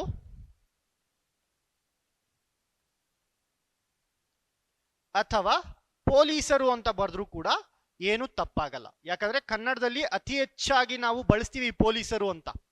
ಸೊ ಇಲ್ಲಿ ಡಿಫ್ರೆನ್ಸ್ ಆಗುತ್ತೆ. ಈಗ ಪೊಲೀಸ್ ಅಂತ ಅಂದ್ರೆ ಆರಕ್ಷಕ ಅಂತ ನಂಗೆ ನೆನ್ಪು ಬಂದಿಲ್ಲಪ್ಪ, ಏನ್ ಮಾಡ್ಬೇಕು ಸರ್ ಅವಾಗ? ಸೊ ಈ ಸೆಂಟೆನ್ಸ್ ಏನಿದೆ ಆ ಸೇಮ್ ಮೀನಿಂಗ್ ನ ನಾವು ಕೊಟ್ರೆ ನಮ್ಮ ಕನ್ನಡದಲ್ಲಿ, ಅವಾಗ್ಲೂ ಕೂಡ ನನ್ಗೆ ಡೀಸೆಂಟ್ ಆಗಿ ಮಾರ್ಕ್ಸ್ ಅನ್ನ ಪಡಿಬಹುದು. ಸೊ ಇಲ್ಲಿ ಆಬ್ಜೆಕ್ಟ್ ಏನು, ಇಲ್ಲೀಗಲ್ ವೆಪನ್ಸ್. ಇಲ್ಲೀಗಲ್ ವೆಪನ್ಸ್ ಅಂತ ಅಂದ್ರೆ ಏನು? ವೆಪನ್ಸ್ ಅಂತ ಅಂದ್ರೆ ಶಸ್ತ್ರಾಸ್ತ್ರಗಳು.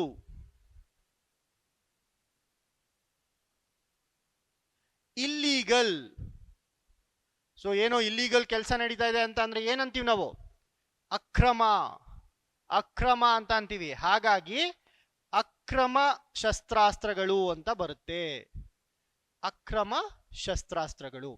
ಸೊ ವರ್ಡ್ ಟು ವರ್ಡ್ ಏನಾದ್ರೂ ನಾವು ಟ್ರಾನ್ಸ್ಲೇಷನ್ ಮಾಡಿದ್ರೆ ಈ ಸೆಂಟೆನ್ಸ್ ಯಾವ ರೀತಿ ಆಗುತ್ತೆ ಅಂತ ಅಂದ್ರೆ, ಪೊಲೀಸರು ವಶಪಡಿಸಿಕೊಂಡರು ಅಕ್ರಮ ಶಸ್ತ್ರಾಸ್ತ್ರಗಳನ್ನು.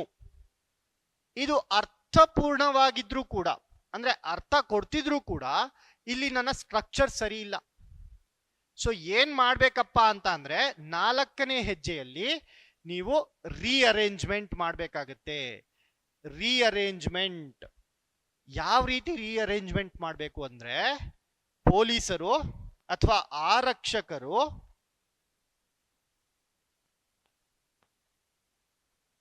ಅಕ್ರಮ ಶಸ್ತ್ರಾಸ್ತ್ರಗಳನ್ನು ವಶಪಡಿಸಿಕೊಂಡರು. ಕನ್ನಡದಲ್ಲಿ ಸೆಂಟೆನ್ಸಿನ ಸ್ಟ್ರಕ್ಚರ್ ಅನ್ನ ನೀವು ನೋಡ್ತು ಅಂತ ಅಂದ್ರೆ, ಮೊದಲನೇದಾಗಿ ನನ್ನ ಸಬ್ಜೆಕ್ಟ್ ಬಂತು. ಯಾರ ಬಗ್ಗೆ ಮಾತಾಡ್ತಾ ಇದ್ದಾರೆ? ಪೊಲೀಸರ ಬಗ್ಗೆ ಮಾತಾಡ್ತಾ ಇದ್ದಾರೆ. ಸೊ ನನ್ನ ಸಬ್ಜೆಕ್ಟ್ ಬಂತು. ಅದಾದ್ಮೇಲೆ ಏನನ್ನ ವಶಪಡಿಸಿಕೊಂಡರು? ಅಕ್ರಮ ಶಸ್ತ್ರಾಸ್ತ್ರಗಳನ್ನ ವಶಪಡಿಸಿಕೊಂಡರು. ಹಾಗಾಗಿ ಆಬ್ಜೆಕ್ಟ್ ಎರಡನೇದಾಗಿ ಬಂತು. ಈ ಅಕ್ರಮ ಶಸ್ತ್ರಾಸ್ತ್ರಗಳನ್ನ ಏನ್ ಮಾಡಿದ್ರು? ವಶಪಡಿಸ್ಕೊಂಡ್ರು. ವರ್ಬ್, ಕ್ರಿಯೆ ಲಾಸ್ಟ್ ಅಲ್ಲಿ ಬರುತ್ತೆ. ಸೊ ನಾನು ಅವಾಗಲೇ ಒಂದು ಎಕ್ಸಾಂಪಲ್ ಕೊಟ್ಟೆ, ಐ ವಿಲ್ ಈಟ್ ಆಪಲ್ ಅಂತ. I will heat apple. ಇದರಲ್ಲೂ ಕೂಡ ನೀವೇನಾದ್ರೂ ಗಮನಿಸಿದ್ರೆ, ಮೊದಲನೇದಾಗಿ ನನ್ನ ಸಬ್ಜೆಕ್ಟ್ ಬರ್ತಿದೆ. ಅದಾದ್ಮೇಲೆ ವಿಲ್ ಈಟ್ ಅನ್ನುವಂಥದ್ದು ವರ್ಬು, ಆಪಲ್ ಅನ್ನುವಂಥದ್ದು ಆಬ್ಜೆಕ್ಟು. ಹಾಗಾಗಿ ಸಬ್ಜೆಕ್ಟ್, ವರ್ಬ್, ಆಬ್ಜೆಕ್ಟ್ ಅನ್ನುವಂಥದ್ದು ಬರ್ತಿದೆ ಇಂಗ್ಲಿಷ್ನಲ್ಲಿ. ಕನ್ನಡದಲ್ಲಿ ಇದರ ಭಾಷಾಂತರವನ್ನ ಮಾಡಿದಾಗ, ಟ್ರಾನ್ಸ್ಲೇಟ್ ಅನ್ನ ಮಾಡಿದಾಗ, ನಾನು ಸೇಬನ್ನು ತಿನ್ನುತ್ತೇನೆ ಅಂತ ಬರುತ್ತೆ. ಹೌದಾ? ಇಲ್ಲಿ ಸಬ್ಜೆಕ್ಟ್ ಯಾರು? ಯಾರ ಬಗ್ಗೆ ಮಾತಾಡ್ತಿದೆ? ನಾನು, ನನ್ನ ಬಗ್ಗೆ ಮಾತಾಡ್ತಾ ಇದೆ. ಹಾಗಾಗಿ ಸಬ್ಜೆಕ್ಟ್ ಬಂತು.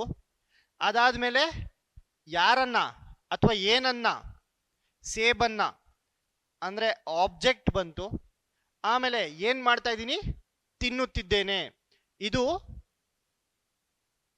ಯಾವ ಟೆನ್ಸ್ ಅಲ್ಲಿದೆ? ವಿಲ್ ಈಟ್ ಅನ್ನುವಂಥದ್ದು ಫ್ಯೂಚರ್ ಟೆನ್ಸ್ ಆಗತ್ತೆ.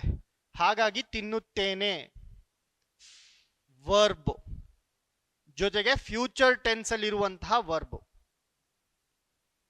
ಅರ್ಥ ಆಗ್ತಿದ್ಯಾ?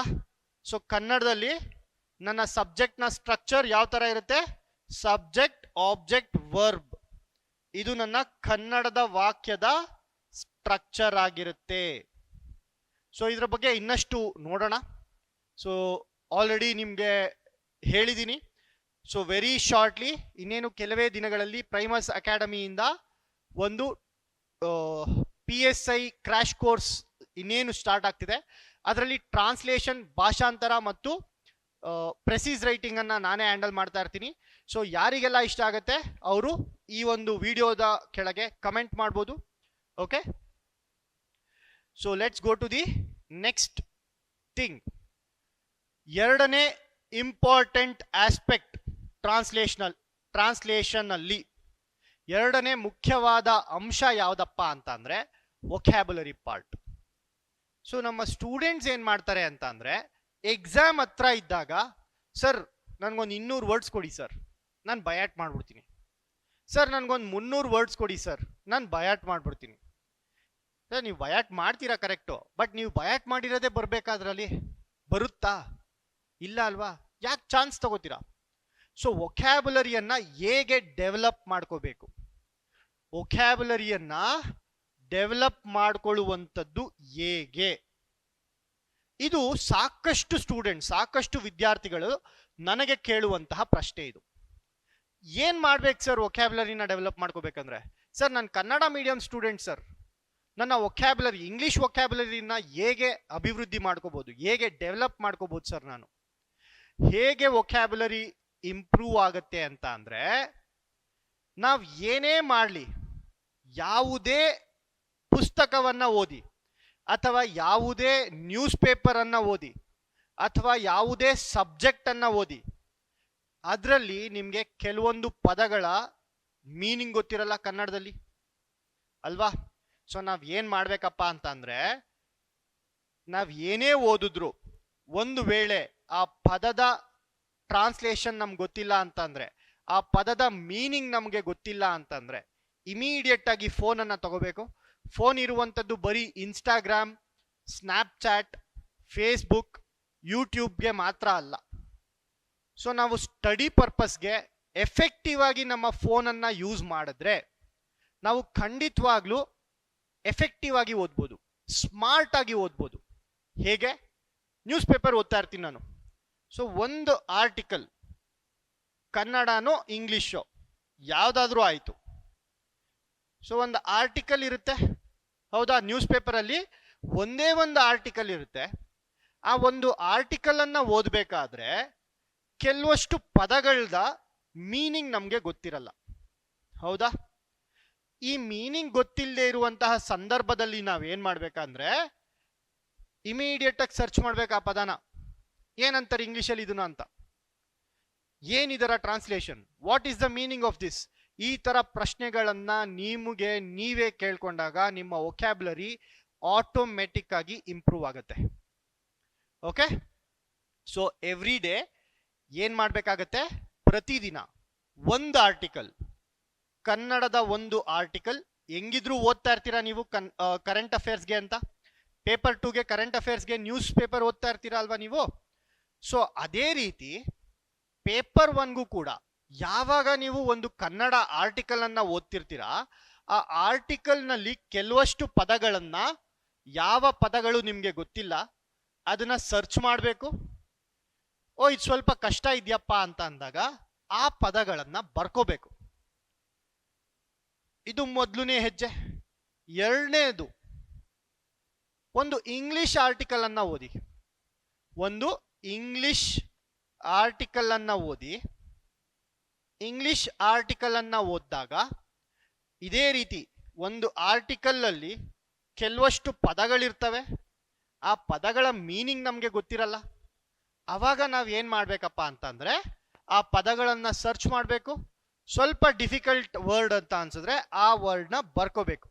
ಇದು ಪ್ರತಿದಿನ ಮಾಡೋದ್ರಿಂದ ನಮ್ಮ ವೊಕ್ಯಾಬುಲರಿ ಆಟೋಮೆಟಿಕ್ ಆಗಿ ಇಂಪ್ರೂವ್ ಆಗುತ್ತೆ. ಒಂದು ದಿನದಲ್ಲಿ ಸರ್ 200 ವರ್ಡ್ಸ್ನ ಬಯಾಟ್ ಮಾಡಿ ಇಂಪ್ರೂವ್ ಮಾಡ್ಕೊಳ್ಳುವಂಥದ್ದು ವೊಕ್ಯಾಬುಲರಿ ಅಲ್ಲ. ವೊಕ್ಯಾಬುಲರಿ ಅನ್ನುವಂಥದ್ದು it is a skill.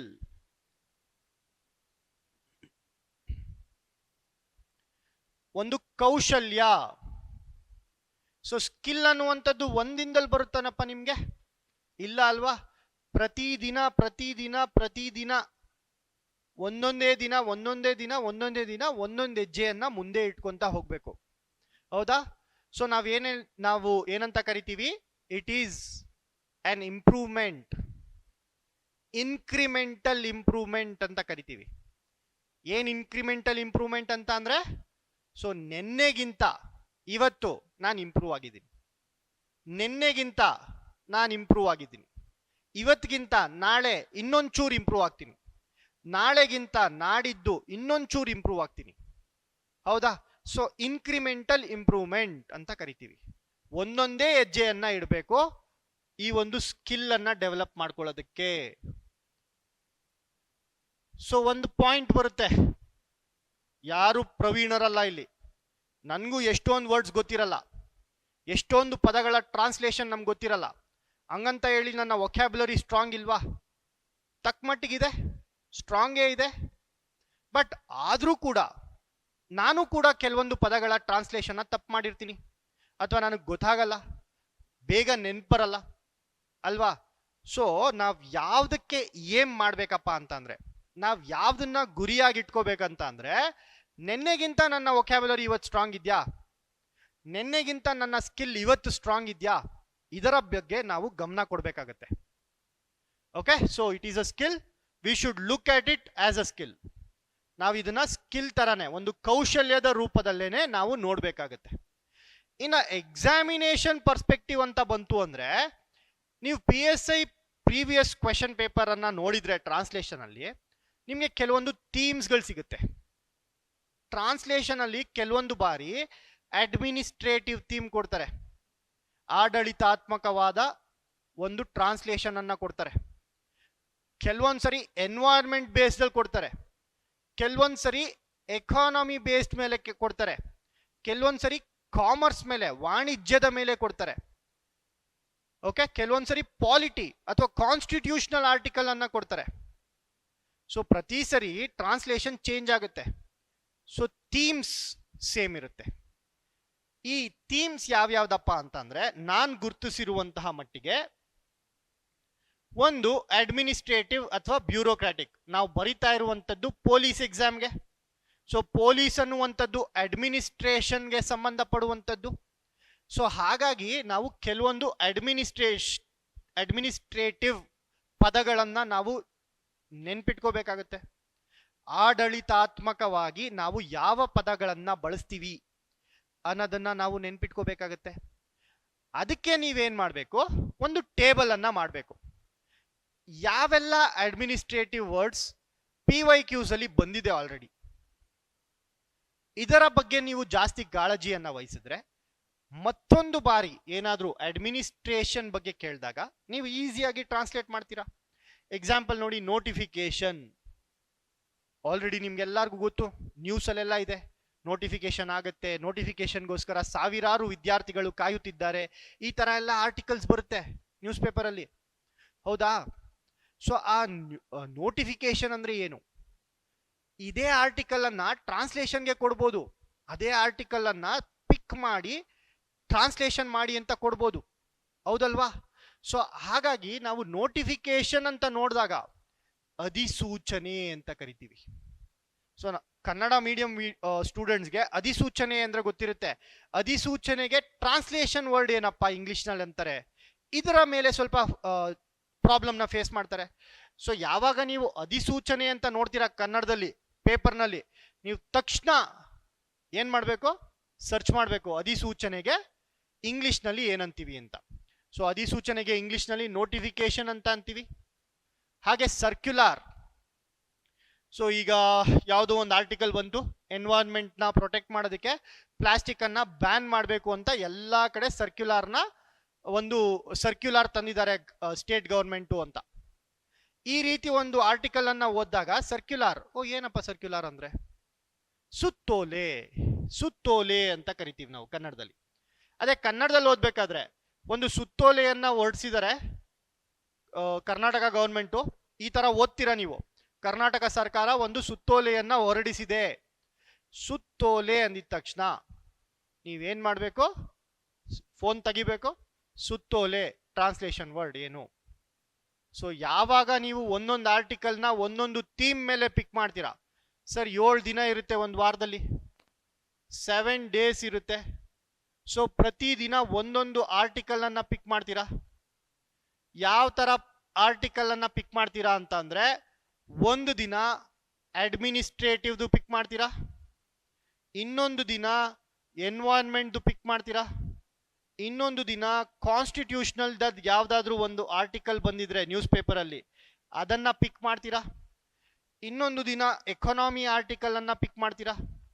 So ಈ ತರ ಮಾಡಿದಾಗ ನಿಮ್ಗೆ ಒಂದು ವಾರದಲ್ಲಿ 7 ಥೀಮ್ಸ್ ಕವರ್ ಆಗುತ್ತೆ. 7 ಥೀಮ್ಸ್, ಥಿಮ್ಯಾಟಿಕ್ ವರ್ಡ್ಸ್ ಅಂತ ಕರಿತೀವಿ ನಾವು. 7 ಥೀಮ್ಗಳು ಕವರ್ ಆಗುತ್ತೆ. ಆಯ್ತಾ? ಸೊ ಈ 7 ಥೀಮ್ಸ್ ಒಂದು ತಿಂಗಳು ಓದಿದ್ರೆ ಇದೇ 7 ಥೀಮ್ಸ್ 4 ಸರಿ ರಿಪೀಟ್ ಆಗುತ್ತೆ. ಸೊ ಪ್ರತಿ ಥೀಮಲ್ಲೂ ನೀವೇನಾದ್ರೂ 5 ವರ್ಡ್ಸ್, ಒಂದೊಂದು ದಿನಕ್ಕೆ 5 ವರ್ಡ್ಸ್ ಪಿಕ್ ಮಾಡಿದ್ರೆ, 5 ವರ್ಡ್ಸ್ ಅನ್ನ ನೀವು ಸರ್ಚ್ ಮಾಡಿದ್ರೆ, 5 ವರ್ಡ್ಸ್ ಅನ್ನ ನೀವು ನಿಮ್ಮ ಮನ್ಸ್ನಲ್ಲಿ ಇಟ್ಕೊಂಡ್ರೆ, at the end of 1 month, ಒಂದು ತಿಂಗಳ ನಂತರ 4 ವಾರ ಅನ್ಕೊಳ್ಳೋಣ, 28 ದಿನ ಅನ್ಕೊಳ್ಳೋಣ, ಇನ್ನ 3 ದಿನ ರೆಸ್ಟ್ ಮಾಡಿ, 28 ದಿನ ಎಫೆಕ್ಟಿವ್ ಆಗಿ ನೀವೇನಾದ್ರೂ ಓದಿದ್ರೆ ನಿಮ್ಗೆ ಎಷ್ಟು ಪದಗಳು ಬಂತು? ಒಂದು ದಿನಕ್ಕೆ 5 ಪದ ಅಂತ ಅಂದ್ರೆ ಅದನ್ನ 4 ವಾರ ಮಾಡಿದ್ರೆ 20 ಪದಗಳು ಸಿಗ್ತವೆ. 20 ನಿಮಗೆ ಕಷ್ಟ ಅನ್ಸುವಂತಹ ಪದಗಳು ಸಿಗ್ತವೆ. ನಾನ್ ನಿಮ್ಗೆ ಕೊಡ್ಬೋದು ಪದಗಳು, ಇಲ್ಲೇ ಇದೆ, 10 ಇದಾವೆ. ಆಯ್ತಾ? ಇದರಲ್ಲಿ ನಿಮ್ಗೆ ಆಲ್ರೆಡಿ 4-5 ವರ್ಡ್ಸ್ ಗೊತ್ತಿರ್ಬೋದು, ಬಟ್ ಈ 20 ವರ್ಡ್ಸ್ ನಿಮ್ಗೆ ಗೊತ್ತಿಲ್ಲದೆ ಇರುವಂತಹ ಪದಗಳಿರ್ತವೆ. ಇದು ಸ್ಮಾರ್ಟ್ ವರ್ಕ್. ಈ ರೀತಿಯಾಗಿ ಮಾಡಿದಾಗ ನಿಮ್ಮ ಟ್ರಾನ್ಸ್ಲೇಷನ್ ಇಂಪ್ರೂವ್ ಆಗುತ್ತೆ, ನಿಮ್ಮ ಒಕ್ಯಾಬುಲರಿ ಇಂಪ್ರೂವ್ ಆಗುತ್ತೆ. ಅರ್ಥ ಆಗ್ತಿದ್ಯಾ? ಸೊ ಯಾವೆಲ್ಲ ಥೀಮ್ಸ್ ಬರ್ತವೆ? ಮೊದಲನೇದಾಗಿ ಅಡ್ಮಿನಿಸ್ಟ್ರೇಟಿವ್ ಅಥವಾ ಬ್ಯೂರೋಕ್ರಾಟಿಕ್ ಇಂಪ್ಲಿಮೆಂಟೇಷನ್.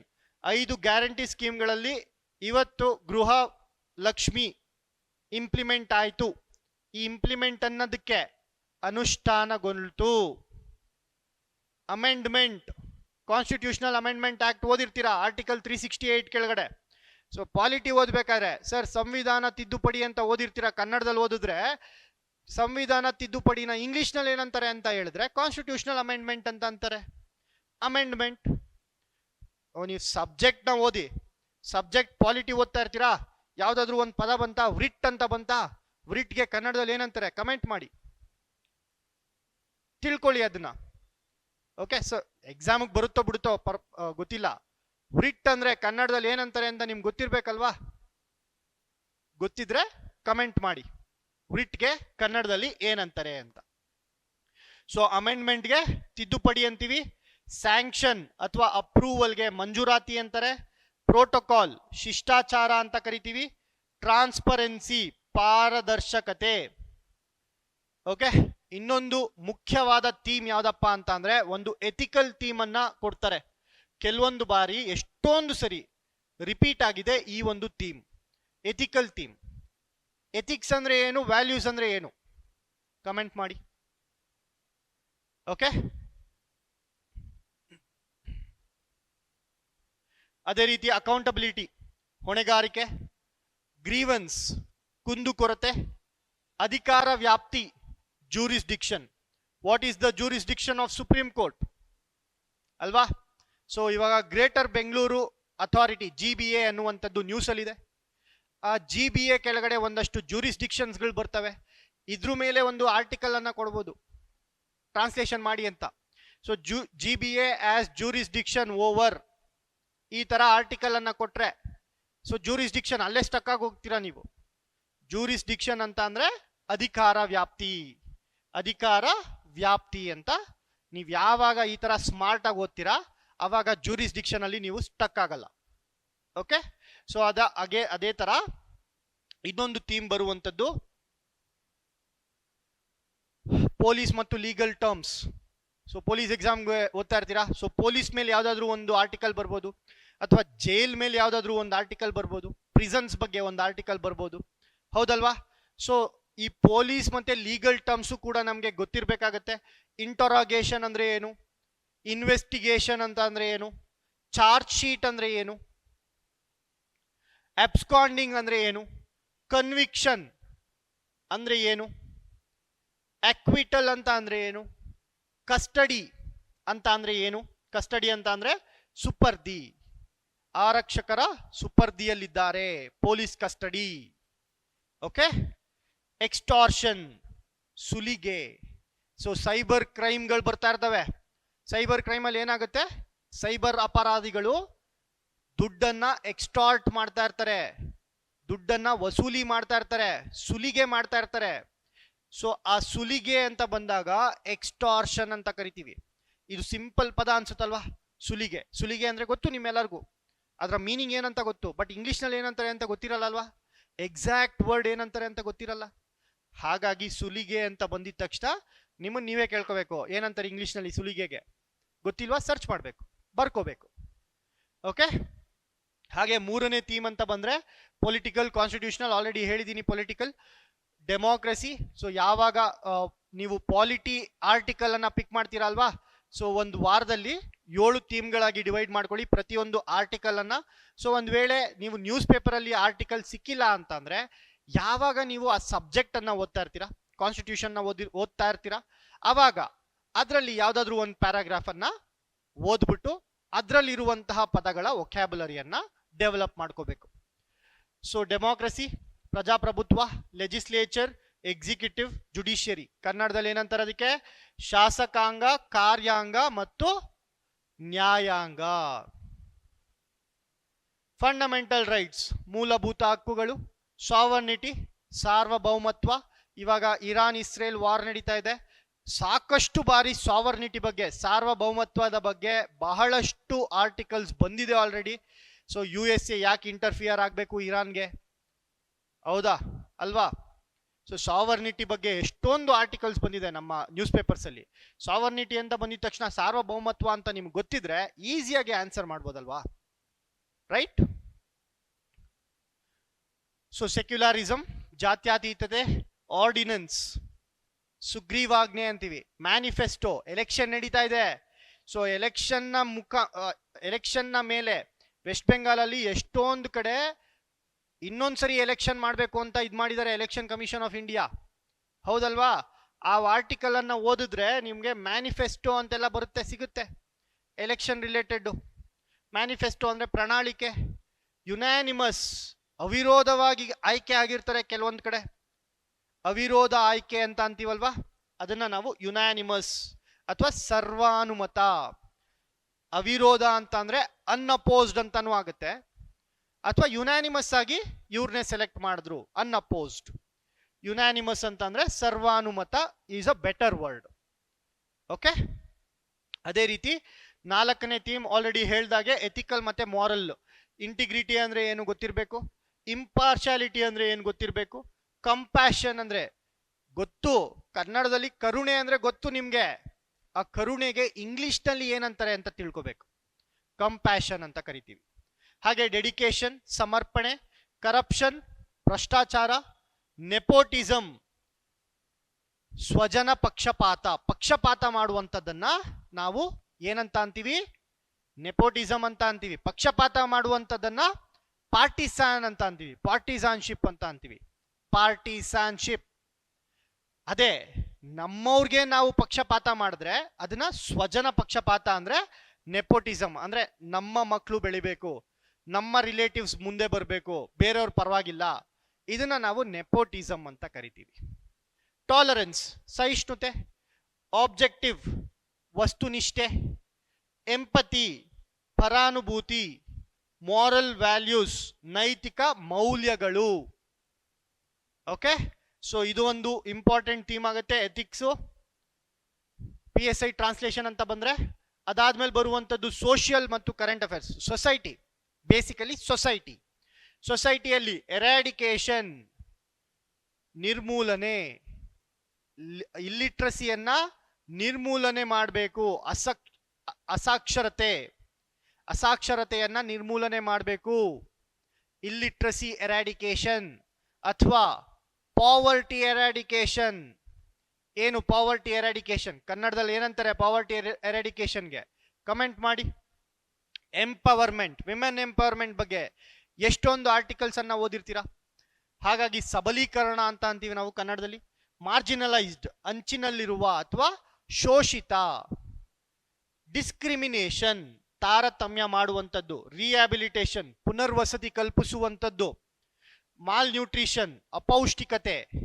ಪೌಷ್ಟಿಕತೆ ಅಂದ್ರೆ ನ್ಯೂಟ್ರಿಷನ್, ಮಾಲ್ ನ್ಯೂಟ್ರಿಷನ್ ಅಂದ್ರೆ ಅಪೌಷ್ಟಿಕತೆ. ಮೈಗ್ರೇಷನ್, ವಲಸೆ, ವಲಸೆ ಕಾರ್ಮಿಕರು ಅಂತೆಲ್ಲ ಓದಿರ್ತೀರ ನೀವು, migrant ವರ್ಕರ್ಸ್ಗೆ.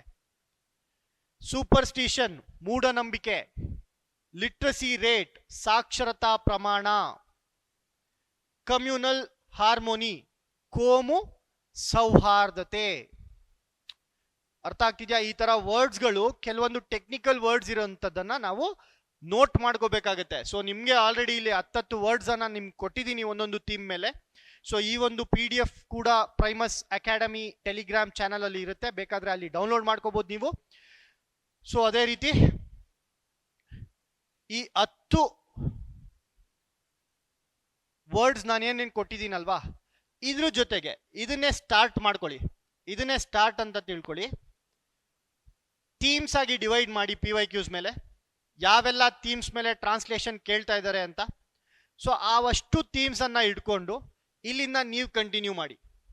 11ನೇದು, 12ನೇ word, 13ನೇ word, 14ನೇ word, 15ನೇ word, ಇದೇ ತರ ಹಂಗೆ ಕಂಟಿನ್ಯೂ ಮಾಡ್ಕೊಂತ ಹೋಗಿ ಪ್ರತಿಯೊಂದು ಥೀಮ್ ಮೇಲೆ. ನಾನು ಕೊಟ್ರೆ ಬಹ್ಯಾಟ್ ಮಾಡ್ಬೇಕು ನಿಮ್ಗೆ. ನೀವೇ ಸರ್ಚ್ ಮಾಡಿದ್ರೆ ಅಲ್ಲಿ ನಿಮ್ಗೆ ಬೋರ್ ಆಗಲ್ಲ. ಅಲ್ಲಿ ನೀವು ಕಲಿತಾ ಇರ್ತೀರಾ, ಆಕ್ಟಿವ್ ಲರ್ನಿಂಗ್ ಮಾಡ್ತಾ ಇರ್ತೀರಾ. ಓಕೆ, ಸೊ ಇದರಿಂದ ನೀವು ಕಂಟಿನ್ಯೂ ಮಾಡ್ಕೊಂತ ಹೋಗಿ.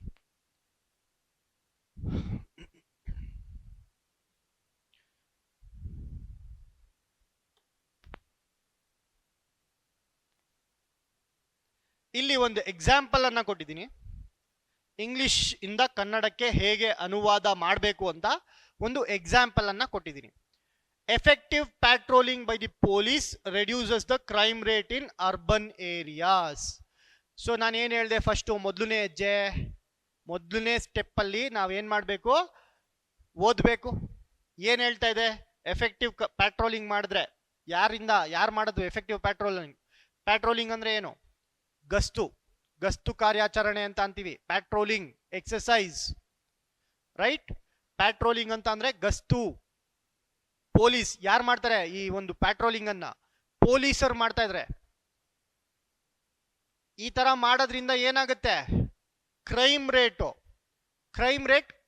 ಕಡಿಮೆ ಆಗೋದು. ಏನಾಗುತ್ತೆ? ಕ್ರೈಮ್ ರೇಟು ಕಡಿಮೆ ಆಗತ್ತೆ. ಎಲ್ಲಿ ಕಡಿಮೆ ಆಗತ್ತೆ? ಅರ್ಬನ್ ಏರಿಯಾಸ್ ಅಲ್ಲಿ ಕಡಿಮೆ ಆಗತ್ತೆ. ಇದು ನಿಮ್ಮ ಮೊದಲನೇ ಹೆಜ್ಜೆ. ಅರ್ಥ ಮಾಡ್ಕೊಂಡ್ವಿ ನಾವು ಒಂದು ಸೆಂಟೆನ್ಸ್ ಅನ್ನ. ಮತ್ತೆ ಇನ್ನೊಂದು ಪ್ರಶ್ನೆಯನ್ನ ಕೇಳ್ತೀರಾ, ಸರ್ ಇಷ್ಟೆಲ್ಲ ಮಾಡಿದ್ರೆ ಟೈಮ್ ವೇಸ್ಟ್ ಆಗಲ್ವಾ ಸರ್? ಉಸೇನ್ ಬೋಲ್ಟು ಅವ್ನು ಓಡಕ್ ಸ್ಟಾರ್ಟ್ ಮಾಡಿದ ತಕ್ಷಣ 9 ಸೆಕೆಂಡಲ್ಲಿ ಓಡ್ಲಿಲ್ಲ. ಟೈಮ್ ತಗೊಳುತ್ತೆ.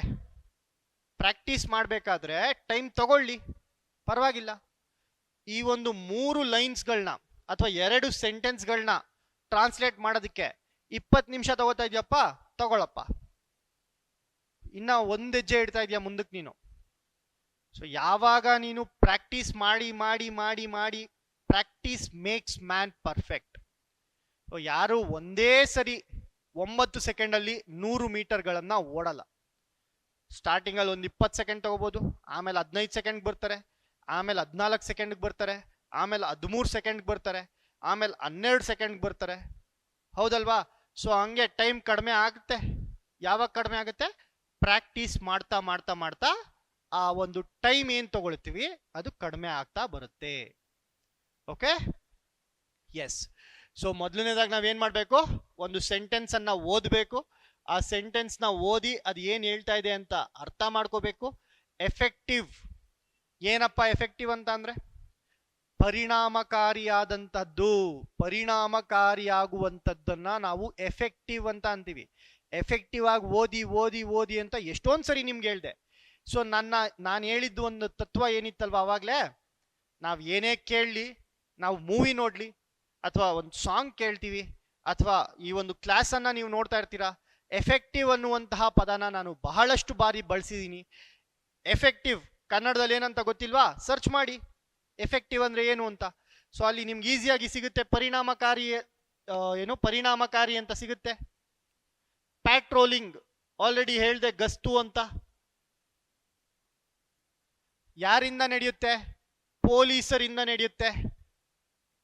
ಸೊ ಪೊಲೀಸರಿಂದ ನಡೆದಾಗ ಏನ್ ಕಡಿಮೆ ಆಗುತ್ತೆ? ಏನಾಗುತ್ತೆ? ಕಡಿಮೆ ಆಗುತ್ತೆ. ರೆಡ್ಯೂಸಸ್ ಅಂದ್ರೆ ಕಡಿಮೆ ಆಗುವಂಥದ್ದು. ಏನ್ ಕಡಿಮೆ ಆಗುತ್ತೆ ಸರ್? ಕ್ರೈಮ್ ರೇಟ್ ಕಮ್ಮಿ ಆಗುತ್ತೆ. ಕ್ರೈಮ್ ರೇಟ್ಗೆ ಕನ್ನಡದಲ್ಲಿ ಏನಂತೀವಿ? ಅಪರಾಧ. ಕ್ರೈಮ್ ಅಂದ್ರೆ ಅಪರಾಧ, ರೇಟ್ ಅಂದ್ರೆ ಪ್ರಮಾಣ ಅಲ್ವಾ? ಪ್ರಮಾಣ ಅಂದ್ರೆ ಗೊತ್ತು, ಎಲ್ರಿಗೂ ಗೊತ್ತಿರುತ್ತೆ ಪ್ರಮಾಣ ಅಂತ ಅಂದ್ರೆ. ಏನ್ ಸರ್ ಪ್ರಮಾಣ? ಇಂಗ್ಲಿಷ್ನಲ್ಲಿ ಏನಂತ ಸರ್ ಅಂತಾರೆ, ಇದು ಗೊತ್ತಿರಲ್ಲ ಅಲ್ವಾ? ಸೊ ವೊಕ್ಯಾಬುಲರಿ ಮೇಲೆ ನಾವು ಕಾನ್ಸಂಟ್ರೇಟ್ ಮಾಡಬೇಕಾಗುತ್ತೆ. ಸೊ ಕ್ರೈಮ್ ರೇಟ್ ಅಂತ ಅಂದ್ರೆ ಅಪರಾಧ ಪ್ರಮಾಣ, ಅಪರಾಧಗಳ ಪ್ರಮಾಣ ಕಡಿಮೆ ಆಗುತ್ತೆ. ಎಲ್ಲಿ ಕಡಿಮೆ ಆಗುತ್ತೆ? ಅರ್ಬನ್ ಏರಿಯಾಸ್ ಅಲ್ಲಿ, ಅಂದ್ರೆ ನಗರ ಪ್ರದೇಶಗಳಲ್ಲಿ. ಓಕೆ, ಅರ್ಬನ್ ಏರಿಯಾಸ್ಗೆ ನಾವು ನಗರ ಪ್ರದೇಶಗಳು ಅಂತ ಕರಿತೀವಿ. ಸೊ ಈ ಒಂದು ಸೆಂಟೆನ್ಸ್ ಅಲ್ಲಿ ಇಂಗ್ಲಿಷ್ ನಲ್ಲಿ ಗಮನಿಸಿದ್ರೆ ಇಲ್ಲಿ ಯಾರ ಬಗ್ಗೆ ಮಾತಾಡ್ತಾ ಇದ್ದಾರೆ? ಯಾವುದರ ಬಗ್ಗೆ ಮಾತಾಡ್ತಾ ಇದೆ ಈ ಒಂದು ಸೆಂಟೆನ್ಸ್? ಪ್ಯಾಟ್ರೋಲಿಂಗ್ ಬಗ್ಗೆ ಮಾತಾಡ್ತಿದೆ, ಗಸ್ತು ಬಗ್ಗೆ ಮಾತಾಡ್ತಾ ಇದೆ. ಹಾಗಾಗಿ ಇದು ನನ್ನ ಸಬ್ಜೆಕ್ಟ್ ಆಗುತ್ತೆ. ಎಫೆಕ್ಟಿವ್ ಪ್ಯಾಟ್ರೋಲಿಂಗ್ ಅನ್ನುವಂಥದ್ದು ನನ್ನ ಸಬ್ಜೆಕ್ಟ್ ಆಗುತ್ತೆ. ಯಾರಿಂದ? ಪೊಲೀಸರಿಂದ. ಇಲ್ಲಿ ನನ್ನ ಕ್ರಿಯೆಯನ್ನ ತೋರಿಸ್ತಾ ಇರುವಂತದ್ದು ಏನು? ರೆಡ್ಯೂಸಸ್, ಕಡಿಮೆ ಮಾಡ್ತಾ ಇದೆ. ಕಡಿಮೆ ಮಾಡ್ತಾ ಇದೆ ಅನ್ನುವಂಥದ್ದು ನನ್ನ ಕ್ರಿಯಾಪದ. ಹಾಗಾಗಿ ರೆಡ್ಯೂಸಸ್ ಅನ್ನುವಂಥದ್ದು ನನ್ನ ವರ್ಬ್ ಆಗುತ್ತೆ. ಏನನ್ನ ಕಡಿಮೆ ಮಾಡುತ್ತೆ ಸರ್? ಕ್ರೈಮ್ ರೇಟ್ ಅನ್ನ ಕಡಿಮೆ ಮಾಡುತ್ತೆ. ಹಾಗಾಗಿ ಇದು ನನ್ನ ಆಬ್ಜೆಕ್ಟ್. ಇಂಗ್ಲಿಷ್ ನಲ್ಲಿ ಎಸ್ ವಿ ಓ ಆಲ್ರೆಡಿ ಹೇಳ್ಕೊಟ್ಟಿದ್ದೆ. ಅದೇ ಕನ್ನಡದಲ್ಲಿ ಟ್ರಾನ್ಸ್ಲೇಟ್ ಮಾಡಬೇಕಾದ್ರೆ ನಾವು ಯಾವ ಸ್ಟ್ರಕ್ಚರ್ ಅನ್ನ ಯೂಸ್ ಮಾಡಬೇಕು? ಸಬ್ಜೆಕ್ಟ್, ಆಬ್ಜೆಕ್ಟ್, ವರ್ಬ್ ಅನ್ನ ಯೂಸ್ ಮಾಡಬೇಕು. ಹೌದಾ? ಟ್ರಾನ್ಸ್ಲೇಷನ್ ನೋಡಿ. ಪೊಲೀಸರ, ಯಾರಿಂದ? ಯಾರು ಮಾಡೋದು? ಪೊಲೀಸರು ಮಾಡೋದು. ಪೊಲೀಸರ ಪರಿಣಾಮಕಾರಿ ಗಸ್ತು, ಇದು ನನ್ನ ಸಬ್ಜೆಕ್ಟ್. ಎಫೆಕ್ಟಿವ್ ಪ್ಯಾಟ್ರೋಲಿಂಗ್ ಅಂತ ಅಂದ್ರೆ ಪರಿಣಾಮಕಾರಿ ಗಸ್ತು, that is my subject. Okay, patrolling ಅಂತ ಹೇಳಿದೆ ಅಲ್ವಾ? ಯಾವ ತರ ಪ್ಯಾಟ್ರೋಲಿಂಗ್? ಎಫೆಕ್ಟಿವ್ ಪ್ಯಾಟ್ರೋಲಿಂಗ್ ಅನ್ನುವಂಥದ್ದು ನನ್ನ ಸಬ್ಜೆಕ್ಟ್ ಆಗುತ್ತೆ. ಹಾಗಾಗಿ ಕನ್ನಡದಲ್ಲಿ ಪರಿಣಾಮಕಾರಿ ಗಸ್ತು ಅನ್ನುವಂಥದ್ದು ನನ್ನ ಸಬ್ಜೆಕ್ಟ್ ಆಯ್ತು. ಹಾಗೆ ಆಬ್ಜೆಕ್ಟ್, ಆಬ್ಜೆಕ್ಟ್ ಏನಂತ ಹೇಳಿದೆ? ಅಪರಾಧ. ಇಲ್ಲಿ ಆಬ್ಜೆಕ್ಟ್ ಅನ್ನ ಕ್ರೈಮ್ ರೇಟ್ ಅಂತ ಹೇಳಿದೆ ಅಲ್ವಾ? ಸೊ ಇಲ್ಲಿ ನೋಡಿ, ಅಪರಾಧ ಪ್ರಮಾಣವನ್ನು. ಬಟ್ ಎಲ್ಲಿ ಅಪರಾಧ ಪ್ರಮಾಣವನ್ನು ಎಲ್ಲಿ ಕಡಿಮೆ ಮಾಡೋದು? ನಗರ ಪ್ರದೇಶಗಳಲ್ಲಿ. ಓಕೆ, ಸೊ ನಗರ ಪ್ರದೇಶಗಳಲ್ಲಿ ಅಪರಾಧ ಪ್ರಮಾಣವನ್ನು, ಫಸ್ಟ್ ನನ್ನ ಸಬ್ಜೆಕ್ಟ್ ಬಂತು, ಪರಿಣಾಮಕಾರಿ ಗಸ್ತು ಅನ್ನುವಂಥದ್ದು. ಅದಾದ್ಮೇಲೆ ಪ್ರಮಾಣ, ಅಪರಾಧ ಪ್ರಮಾಣ ಅನ್ನುವಂಥದ್ದು ನನ್ನ ಆಬ್ಜೆಕ್ಟ್ ಬಂತು. ಏನ್ ಮಾಡ್ತಿದೆ? ಕಡಿಮೆ ಮಾಡ್ತಿದೆ, ಕಡಿಮೆ ಮಾಡುತ್ತಿದೆ ಅನ್ನುವಂಥದ್ದು ನನ್ನ ವರ್ಬ್ ಆಯ್ತು. ಇದು ನನ್ನ ಸ್ಟ್ರಕ್ಚರ್ ಕನ್ನಡದಲ್ಲಿ. ಓಕೆ, ಸೊ ಹೇಗೆ ನಾವು ಈ ತರ ಸ್ಟ್ರಕ್ಚರ್ನ ಅರೇಂಜ್ ಮಾಡಬೇಕು ಅನ್ನುವಂಥದ್ದನ್ನೆಲ್ಲ ನಾವು ನಮ್ಮ ಕೋರ್ಸ್ನಲ್ಲಿ ಹೇಳ್ಕೊಡ್ತಿರ್ತೀವಿ. ಓಕೆ, ಸೊ ಯಾರಿಗೆಲ್ಲ ಇಂಟ್ರೆಸ್ಟ್ ಇದೆ ಕಮೆಂಟ್ ಮಾಡಿ. ನಾಗರಿಕರು ಸಹ ಅನುಮಾನಾಸ್ಪದ. ಇಲ್ಲಿ ಬರೀ ಎಫೆಕ್ಟಿವ್ ಪ್ಯಾಟ್ರೋಲಿಂಗ್ ಮಾತ್ರ ಅಲ್ಲ, ಜೊತೆಗೆ citizens should also cooperate by reporting suspicious activities immediately. Sir ನೀವು ಎಲ್ಲಿ ಬೇಕಾದ್ರೂ ಚೆಕ್ ಮಾಡಿ, ಯಾವ ಸೆಂಟೆನ್ಸ್ನ ಟ್ರಾನ್ಸ್ಲೇಷನ್ ಮಾಡಿ ಆದ್ರೂ ಚೆಕ್ ಮಾಡಿ, ಸ್ಟ್ರಕ್ಚರ್ ಸೇಮ್ ಇರುತ್ತೆ. ಕನ್ನಡದಲ್ಲಿ ಸಬ್ಜೆಕ್ಟ್, ಆಬ್ಜೆಕ್ಟ್, ವರ್ಬ್ ಅನ್ನುವಂತಹ ಸಬ್ಜೆಕ್ಟೇ ನಾವು ಬಳಸಬೇಕಾಗತ್ತೆ. ಇನ್ನೊಂದು ಎಕ್ಸಾಂಪಲ್ ನೋಡಿ, ಸಿಟಿಸನ್ಸ್ ಯಾರ ಬಗ್ಗೆ ಮಾತಾಡ್ತಾ ಇದ್ದಾರೆ? ಸಿಟಿಸನ್ಸ್ ಬಗ್ಗೆ.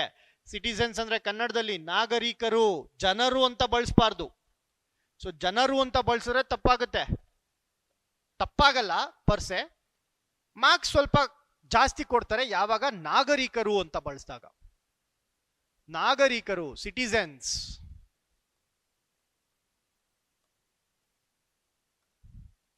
Okay, should also cooperate by reporting suspicious activities immediately. Citizens ಏನ್ ಮಾಡಬೇಕು? ಕೋಆಪರೇಟ್ ಮಾಡಬೇಕು. ಕೋಆಪರೇಟ್ ಅಂತ ಅಂದ್ರೆ ಸಹಕರಿಸಬೇಕು, ಸಹಕರಿಸಬೇಕು. ಯಾವ ತರ ಸಹಕರಿಸಬೇಕು? ಯಾವ ತರ ಸಹಕರಿಸಬೇಕು? ಸಸ್ಪಿಷಿಯಸ್ ಆಕ್ಟಿವಿಟೀಸ್ ಅನ್ನ, ಅನುಮಾನಾಸ್ಪದ ಚಟುವಟಿಕೆಗಳನ್ನ ಏನ್ ಮಾಡ್ಬೇಕು ಸರ್? ಅದನ್ನ ಅನುಮಾನಾಸ್ಪದವಾಗಿ ಚಟುವಟಿಕೆಗಳು ನಡೀತಾ ಇದ್ರೆ ಅದನ್ನ ರಿಪೋರ್ಟ್ ಮಾಡಬೇಕು, ಅಂದ್ರೆ ವರದಿ ಸಲ್ಲಿಸಬೇಕು, ವರದಿಸಬೇಕು ಅಲ್ವಾ? ಸೊ ವರದಿ ಅನ್ನುವಂಥದ್ದು ರಿಪೋರ್ಟ್. ಯಾವಾಗ ನೀವು ರಿಪೋರ್ಟ್ಗೆ ವರದಿ ಅಂತ ಗೊತ್ತಿರುತ್ತೆ ಅವಾಗ ರಿಪೋರ್ಟಿಂಗ್ ಅಂತ ಅಂದ್ರೆ ವರದಿ ಸಲ್ಲಿಸಬೇಕು ಅನ್ನುವಂಥದ್ದು ಈಸಿಯಾಗಿ ನೀವು ಗೊತ್ತಾಗತ್ತೆ. ಸ್ಟಕ್ ಆಗಲ್ಲ ನೀವಲ್ಲಿ. ವರದಿ ಅಂದಿದ ತಕ್ಷಣ ಸ್ಟಕ್ ಆಗಲ್ಲ. ಸೊ ವರದಿ ಎಲ್ರಿಗೂ ಗೊತ್ತು, ಕಾಮನ್ ವರ್ಡ್ ಅದು. ವರದಿ ಅನ್ನುವಂಥದ್ದು ಕಾಮನ್ ವರ್ಡ್. ಬಟ್ ಚಾಲೆಂಜ್ ಏನು? ಇಂಗ್ಲಿಷ್ನಲ್ಲಿ ವರದಿಗೆ ಏನಂತಾರೆ ಅದು ಚಾಲೆಂಜ್ ಆಗುತ್ತೆ. ಓಕೆ, ಸೊ ಅಲ್ಲಿ ನೀವು ಗಮನ ವಹಿಸ್ಬೇಕು. ಇದನ್ನ ಕನ್ನಡದಲ್ಲಿ ನಾಗರಿಕರು ಸಹ ಅನುಮಾನಾಸ್ಪದ ಚಟುವಟಿಕೆಗಳನ್ನು ತಕ್ಷಣ ವರದಿ ಮಾಡುವ ಮೂಲಕ ಸಹಕರಿಸಬೇಕು. ಸೊ ಇಲ್ಲಿ ನಾಗರಿಕರು ಸಿಟಿಸನ್ಸ್, ನಾನು ಹೇಳ್ದೆ ಅಲ್ವಾ ಇದು ನನ್ನ ಸಬ್ಜೆಕ್ಟ್ ಅಂತ. ಸೊ ನಾಗರಿಕರು ಕನ್ನಡದಲ್ಲಿ ಸಬ್ಜೆಕ್ಟ್, ಅನುಮಾನಾಸ್ಪದ ಚಟುವಟಿಕೆಗಳನ್ನು ಏನನ್ನ ವರದಿ ಸಲ್ಲಿಸಬೇಕು ಅದು ನನ್ನ ಆಬ್ಜೆಕ್ಟ್. ಅನುಮಾನಾಸ್ಪದ ಚಟುವಟಿಕೆಗಳನ್ನ ವರದಿ ಮಾಡಬೇಕು. ಸೊ ಇಲ್ಲಿ ಆಕ್ಷನ್ ಅನ್ನ ತೋರಿಸ್ತಾ ಇರುವಂತದ್ದು, ಕ್ರಿಯೆಯನ್ನ ತೋರಿಸ್ತಾ ಇರುವಂತದ್ದು ವರದಿ ಮಾಡಬೇಕು ಅನ್ನುವಂಥದ್ದು ನನ್ನ ವರ್ಬ್ ಆಗುತ್ತೆ. ವರದಿ ಮಾಡುವ ಮೂಲಕ ಸಹಕರಿಸಬೇಕು, ಇದು ಪೂರ್ತಿ ನನ್ನ ವರ್ಬ್ ಆಗುತ್ತೆ. ಸೊ ಇಲ್ಲೂ ನೋಡಿ, ನೀವು ನೋಡಿದ್ರೆ ಸಬ್ಜೆಕ್ಟ್, ಆಬ್ಜೆಕ್ಟ್, ವರ್ಬ್, ಇದು ನಿಮ್ಮ ಸ್ಕೆಲಿಟನ್ ಸ್ಟ್ರಕ್ಚರು. ಓಕೆ, ಸೊ ಈ ಸಬ್ಜೆಕ್ಟ್, ಆಬ್ಜೆಕ್ಟ್, ವರ್ಬ್ ಅನ್ನುವಂತಹ ಸ್ಕೆಲಿಟಲ್ ಸ್ಟ್ರಕ್ಚರ್ ಅಲ್ಲಿ ಈ ಕಡೆ ಮತ್ತು ಈ ಕಡೆ ಕೆಲವೊಂದು ಬೇರೆ ಬೇರೆ ಪದಗಳನ್ನ ನಾವು ಬಳಕೆ ಮಾಡ್ತೀವಿ ಅರ್ಥವನ್ನ ಪೂರ್ಣಗೊಳಿಸೋದಕ್ಕೆ. ಬಟ್ ಇನ್ವಿಜಿಲೇಟರ್ ನೋಡುವಂಥದ್ದು ನಿಮ್ಮ ಈ ಸ್ಕೆಲಿಟನ್ ಕರೆಕ್ಟ್ ಆಗಿದ್ಯಾ ಅಂತ. ಸಬ್ಜೆಕ್ಟ್, ಆಬ್ಜೆಕ್ಟ್, ವರ್ಬ್ ಈ ಒಂದು ಸ್ಟ್ರಕ್ಚರ್ ಫಾಲೋ ಆಗ್ತಿದ್ಯಾ ನಿಮ್ಮ ಒಂದು ಟ್ರಾನ್ಸ್ಲೇಷನ್ ಅಲ್ಲಿ, ನಿಮ್ಮ ಒಂದು ಅನುವಾದದಲ್ಲಿ ಈ ಒಂದು ಸ್ಟ್ರಕ್ಚರ್ ಫಾಲೋ ಆಗ್ತಿದ್ಯಾ ಅನ್ನುವಂಥದ್ದನ್ನ ಚೆಕ್ ಮಾಡ್ತಾರೆ ಟ್ರಾನ್ಸ್ಲೇಷನ್ ಅಲ್ಲಿ. ಒಂದು ವೇಳೆ ನಿಮ್ಮ ಟ್ರಾನ್ಸ್ಲೇಷನ್ ಅಲ್ಲಿ ಈ ಒಂದು ಭಾಗ ಸರಿಯಾಗಿದ್ರೆ ಇಲ್ಲಿ ಬರ್ದಿಟ್ಕೊಬಿಡಿ, 50% ಆಫ್ ದಿ ಮಾರ್ಕ್ಸ್ ಕನ್ಫರ್ಮ್ ಆಗಿ ಬರುತ್ತೆ. 50%ಗಿಂತ ಜಾಸ್ತಿ ಮಾಡ್ಬೇಕಪ್ಪ ಅಂತ ಅಂದ್ರೆ 5 ಮಾರ್ಕ್ಸ್ ಇವಾಗ ನಾನು ಕನ್ಫರ್ಮು ಈ ಒಂದು ಸ್ಟ್ರಕ್ಚರ್ ಅನ್ನ ಫಾಲೋ ಮಾಡಿದ್ರೆ. ಸರ್ ನಾನು 7 ಮಾರ್ಕ್ಸ್ ಪಡಿಬೇಕು ಅಂದ್ರೆ ಏನ್ ಮಾಡ್ಬೇಕು ಸರ್ ಅಂತ ಅಂದ್ರೆ ವೊಕ್ಯಾಬುಲರಿಯಲ್ಲಿ ನಿಮ್ಮ ಚಾಣಾಕ್ಷತೆಯನ್ನ ತೋರಿಸ್ಬೇಕು. ಪ್ಯಾಟ್ರೋಲಿಂಗ್, ಎಫೆಕ್ಟಿವ್, ಪರಿಣಾಮಕಾರಿ ಅಂತಾನೆ ಬರಿಬೇಕು. ಪ್ಯಾಟ್ರೋಲಿಂಗ್ ಅಂದ್ರೆ ಗಸ್ತು ಅಂತಾನೆ ಬರಿಬೇಕು. ಹಾಗೆ ಕ್ರೈಮ್ ರೇಟ್ ಅಂತ ಅಂದ್ರೆ ಅಪರಾಧಗಳ ಪ್ರಮಾಣ ಅಂತಾನೆ ಬರಿಬೇಕು. ಅರ್ಬನ್ ಏರಿಯಾಸ್, ನಗರ ಪ್ರದೇಶಗಳು, ಈ ರೀತಿ ವೊಕ್ಯಾಬುಲರಿ ವರ್ಡ್ಸ್ ಅನ್ನ ಯೂಸ್ ಮಾಡಿದಾಗ ನಿಮ್ಗೆ ಈ ಒಂದು 50% ಆಫ್ ದಿ ಮಾರ್ಕ್ಸ್ ಗಿಂತ ಜಾಸ್ತಿ ಬರುತ್ತೆ. ಅರ್ಥ ಮಾಡ್ಕೊಳ್ಳಿ. ಓಕೆ, ಸೊ ನಿಮ್ಗೆ ಅಂತ ಇನ್ನೊಂದು ಎಕ್ಸಾಂಪಲ್ ಕೊಟ್ಟಿದ್ದೀನಿ ಇಲ್ಲಿ ಪ್ಯಾಸೇಜ್ ನ.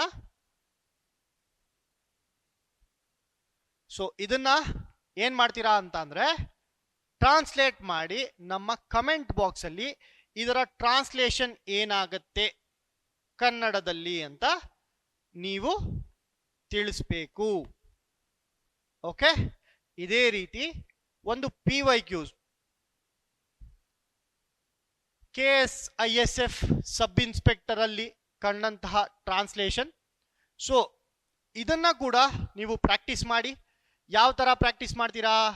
There is a lot of stress all around us these days. So ಈ ಒಂದು ಇಂಗ್ಲಿಷ್ ಸೆಂಟೆನ್ಸ್ ನಲ್ಲಿ ಯಾರ ಬಗ್ಗೆ ಮಾತಾಡ್ತಾ ಇದೆ? ಸ್ಟ್ರೆಸ್ ಬಗ್ಗೆ, ಲಾಟ್ ಆಫ್ ಸ್ಟ್ರೆಸ್ ಬಗ್ಗೆ ಮಾತಾಡ್ತಾ ಇದೆ.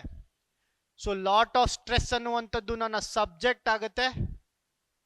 These days, all around us these days. So ಏನಾಗ್ತಿದೆ ಇಲ್ಲಿ, ನಮ್ಮ ಸುತ್ತಮುತ್ತಲಿನ ಇತ್ತೀಚಿನ ದಿನಗಳಲ್ಲಿ, ದೀಸ್ ಡೇಸ್ ಅಂತ ಇದೆ ಅಲ್ವಾ, ಯಾವಾಗ ಆಗ್ತಿದೆ? ಇತ್ತೀಚಿನ ದಿನಗಳಲ್ಲಿ ಸಾಕಷ್ಟು ಸ್ಟ್ರೆಸ್ ಇದೆಯಂತೆ ನಮ್ಗೆ. ಇತ್ತೀಚಿನ ದಿನಗಳಲ್ಲಿ ಇದು ಕಂಡು ಬರ್ತಿದೆ ಅಂತ ಹೇಳ್ತಾ ಇದ್ದಾರೆ. ಸೊ ಎರಡನೇ ಇದರಲ್ಲಿ ನೀವೇನ್ ಮಾಡ್ಬೇಕಾಗತ್ತೆ, ಇದನ್ನ take this as your homework ಆಗಿ ತಗೊಳ್ಳಿ. ಇದನ್ನ ಸಾಲ್ವ್ ಮಾಡ್ತೀರಾ. ಸಾಲ್ವ್ ಮಾಡಿ, ಇಫ್ ಪಾಸಿಬಲ್ ಸಾಲ್ವ್ ಮಾಡಿದ ನಂತರ ಕಮೆಂಟ್ ಮಾಡಿ ಏನಾಗುತ್ತೆ ಇದು ಕನ್ನಡದಲ್ಲಿ ಬರೆದ್ರೆ ಅಂತ. Okay, so because of positive of time ಇಲ್ಲದೆ ಇರುವಂತಹ ಕಾರಣಕ್ಕೆ ತುಂಬಾ ಲೆಂದಿ ಆಗ್ತಾ ಇದೆ ವಿಡಿಯೋ. ಹಾಗಾಗಿ ನಾನು ಇದನ್ನ ಸಾಲ್ವ್ ಮಾಡ್ತಾ ಇಲ್ಲ, ಸ್ಟೆಪ್ ಬೈ ಸ್ಟೆಪ್. ಇದನ್ನ ಸಾಲ್ವ್ ಮಾಡಿ ಕಮೆಂಟ್ ಬಾಕ್ಸ್ ಅಲ್ಲಿ ಹಾಕಿ. PYQs ನ ಸಾಲ್ವ್ ಮಾಡಬೇಕಾ ಮುಂದಿನ ವಿಡಿಯೋಸ್ಗಳಲ್ಲಿ ಅಥವಾ ಬೇಡವಾ, ಇದನ್ನ ಕಮೆಂಟ್ ಮಾಡಿ. ಓಕೆ, ಸೊ ಎಸ್, ಈ ದಿನಗಳಲ್ಲಿ, ಇತ್ತೀಚಿನ ದಿನಗಳಲ್ಲಿ ನಮ್ಮ ಸುತ್ತಮುತ್ತಲಲ್ಲಿ ಏನಾಗ್ತಿದೆ, ಬಹಳಷ್ಟು ಒತ್ತಡವಿದೆ. ಸ್ಟ್ರೆಸ್ ಅಂದ್ರೆ ಒತ್ತಡ, ಈ ರೀತಿಯಾಗಿ ಟ್ರಾನ್ಸ್ಲೇಟ್ ಆಗುತ್ತೆ. ಸೊ ಇದನ್ನ ಹೋಮ್ವರ್ಕ್ ಆಗಿ ತಗೊಳ್ಳಿ. ನೆಕ್ಸ್ಟ್ ಅಂತ ಬಂದ್ರೆ Kannada to English translation. So ಇನ್ನೊಂದು ನಾನು ಹೇಳೋದು ಮರ್ತೆ ಸ್ಟಾರ್ಟಿಂಗ್ ಅಲ್ಲಿ, ಯಾವುದೇ ಕಾರಣಕ್ಕೂ ನಾನು ಕನ್ನಡ ಮೀಡಿಯಂ ಸ್ಟೂಡೆಂಟು, ನನಗೆ ಇಂಗ್ಲಿಷ್ ಬರಲ್ಲ, ನಾನು ಟ್ರಾನ್ಸ್ಲೇಷನ್ ಅಲ್ಲಿ ಜಾಸ್ತಿ ಮಾರ್ಕ್ಸ್ ಪಡೆಯೋಕ್ಕಾಗಲ್ಲ, ಈ ರೀತಿಯಾದಂತಹ ಕೀಳಿರಿಮೆಯನ್ನ ಬಿಟ್ಬಿಡಿ. ಆ ಒಂದು ಇನ್ಫೀರಿಯಾರಿಟಿ ಕಾಂಪ್ಲೆಕ್ಸ್ ಏನ್ ಮಾಡುತ್ತೆ ಅಂದ್ರೆ ನಿಮ್ಮ ಕಾನ್ಫಿಡೆನ್ಸ್ಗೆ ಹೊಡೆತ ಕೊಡುತ್ತೆ. ಸೊ ಆ ಒಂದು ಇನ್ಫೀರಿಯಾರಿಟಿ ಕಾಂಪ್ಲೆಕ್ಸ್ ಅನ್ನ ಇಟ್ಕೋಬೇಡಿ. ಓಕೆ, ಆ ಒಂದು ಇನ್ಫೀರಿಯಾರಿಟಿ ಕಾಂಪ್ಲೆಕ್ಸ್ ಇದ್ರೆ ನಿಮ್ಗೆ ಕಾನ್ಫಿಡೆನ್ಸ್ ಬರಲ್ಲ. ಸರ್, ಕನ್ನಡ ಒಂದು ಶಾಸ್ತ್ರೀಯ ಭಾಷೆ, ಕ್ಲಾಸಿಕಲ್ ಲ್ಯಾಂಗ್ವೇಜ್, ಕನ್ನಡವನ್ನೇ ಕಲ್ತಿದ್ದೀವಿ ಅಂತ ಅಂದ್ರೆ ಇಂಗ್ಲಿಷ್ ಕಲಿಯೋದು ಬಹಳ ಕಷ್ಟ ಏನಲ್ಲ, ಬಹಳ ಸುಲಭವಾಗೇನೆ ನಾವು ಕಲಿಬಹುದು. ಓಕೆ, ಸೊ ಯಾರು ಕೂಡ ಆ ಒಂದು ಕೀಳಿರಿಮೆಯನ್ನ ಇಟ್ಕೋಬೇಡಿ. ಕನ್ನಡ ಟು ಇಂಗ್ಲಿಷ್ ಅಂತ ಬಂದ್ರೆ ಟ್ರಾನ್ಸ್ಲೇಷನ್ ಅಲ್ಲಿ ನಾವ್ ಏನ್ ಫಾರ್ಮುಲಾವನ್ನ ನೋಡಿದ್ವಿ, ಸ್ಟೆಪ್ ಬೈ ಸ್ಟೆಪ್ ಫಾರ್ಮುಲಾವನ್ನ ನೋಡಿದ್ವಿ ಅಲ್ವಾ, ಇಂಗ್ಲಿಷ್ ಇಂದ ಕನ್ನಡಗೆ ಟ್ರಾನ್ಸ್ಲೇಟ್ ಮಾಡೋದಕ್ಕೆ. ಅದೇ ರೀತಿ ಕನ್ನಡ ಟು ಇಂಗ್ಲಿಷ್ಗೆ ರಿವರ್ಸ್ ಇಂಜಿನಿಯರಿಂಗ್ ಮಾಡಿ, ರಿವರ್ಸ್ ಫಾಲೋ ಮಾಡಿ. ಯಾವ ತರ ರಿವರ್ಸ್ ಅಂತ ಅಂದ್ರೆ, ಮೊದಲನೇ ಹೆಜ್ಜೆಯಲ್ಲಿ ಫಸ್ಟ್ ಓದ್ತೀರಾ, ಅರ್ಥ ಮಾಡ್ಕೋತೀರಾ. ಸೊ ಇನ್ನ ಟ್ರಾನ್ಸ್ಲೇಟ್ ಮಾಡಬೇಡಿ. ಒಂದು ಸೆಂಟೆನ್ಸ್ ಅನ್ನ ಓದಿ ಕನ್ನಡದಲ್ಲಿ ಓದಿದ ತಕ್ಷಣ ನಿಮ್ಗೆ ಅರ್ಥ ಆಗುತ್ತೆ, ಹೌದಲ್ವಾ? ಕರೆಕ್ಟಾಗಿ ಒಂದು ಸೆಂಟೆನ್ಸ್ ಅನ್ನ ಓದಿ, ಅದಾದ್ಮೇಲೆ ವರ್ಬ್ ಯಾವುದು, ಟೆನ್ಸ್ ಯಾವುದು, ಕ್ರಿಯಾಪದ ಯಾವುದು, ಆ ಒಂದು ಸೆಂಟೆನ್ಸ್ ನಲ್ಲಿ ಕ್ರಿಯಾಪದ ಯಾವುದು, ಹಾಗೆ ಯಾವ ಕಾಲಮಾನದಲ್ಲಿದೆ ಅನ್ನುವಂಥದ್ದನ್ನ ಓದಬೇಕು. ಯಾವ ಕ್ರಿಯಾಪದ ಇದೆ, ಯಾವ ಕಾಲಮಾನ ಇದೆ ಅಂತ ಡಿಸೈಡ್ ಮಾಡ್ಕೋಬೇಕು. ಅದಾದ್ಮೇಲೆ ವೊಕ್ಯಾಬುಲರಿಯನ್ನ ನೆನ್ಸ್ಕೋಬೇಕು. ಓಕೆ, ಸುಲಿಗೆ, ಎಕ್ಸ್ಟಾರ್ಷನ್, ಅವಾಗಲೇ ಹೇಳ್ಕೊಟ್ನಲ್ವಾ ವೊಕ್ಯಾಬುಲರಿ ಯಾವ ತರ ಮಾಡ್ಬೇಕಂತ. ಒತ್ತಡ, ಸ್ಟ್ರೆಸ್, ಪರಿಣಾಮಕಾರಿ, ಎಫೆಕ್ಟಿವ್, ಗಸ್ತು, ಪ್ಯಾಟ್ರೋಲ್, ಈ ತರ ನೆನ್ಸ್ಕೊಳ್ಳಿ ವೊಕ್ಯಾಬುಲರಿನ. ಅದಾದ್ಮೇಲೆ ಇಂಗ್ಲಿಷ್ ನಲ್ಲಿ ಯಾವ್ದನ್ನ ಫಾಲೋ ಮಾಡ್ಬೇಕಂದ್ರೆ, ಯಾವ ಸ್ಟ್ರಕ್ಚರ್ ಅನ್ನ ಫಾಲೋ ಮಾಡ್ಬೇಕಂತ ಅಂದ್ರೆ ಸಬ್ಜೆಕ್ಟ್, ವರ್ಬ್, ಆಬ್ಜೆಕ್ಟ್ ಅನ್ನ ನಾವು ಫಾಲೋ ಮಾಡಬೇಕಾಗತ್ತೆ. ಒಂದು ಎಕ್ಸಾಂಪಲ್ ನೋಡಿ, ನ್ಯಾಯಾಲಯವು ಭ್ರಷ್ಟ ಅಧಿಕಾರಿಗೆ ಕಠಿಣ ಶಿಕ್ಷೆಯನ್ನು ವಿಧಿಸಿತು. ಇದು ನನ್ನ ಸೆಂಟೆನ್ಸ್ ಆಗಿರುತ್ತೆ. ಕನ್ನಡದಲ್ಲಿ ನ್ಯಾಯಾಲಯವು ಭ್ರಷ್ಟ ಅಧಿಕಾರಿಗಳಿಗೆ ಕಠಿಣ ಶಿಕ್ಷೆಯನ್ನು ವಿಧಿಸಿತು, ಇದು ನನ್ನ ಸೆಂಟೆನ್ಸ್. ಅರ್ಥ ಮಾಡ್ಕೊಳ್ಳಿ ಏನ್ ಹೇಳ್ತಾ ಇದೆ ಇದು. ಸೊ ನ್ಯಾಯಾಲಯ, ಜುಡಿಷಿಯರಿ ಅಥವಾ ಕೋರ್ಟ್ ಅಂತ ಅನ್ಬೋದು. ಭ್ರಷ್ಟ ಅಧಿಕಾರಿಗಳು, ಭ್ರಷ್ಟಾಚಾರ, ಕರಪ್ಷನ್, ಭ್ರಷ್ಟ, ಕರಪ್ಟ್,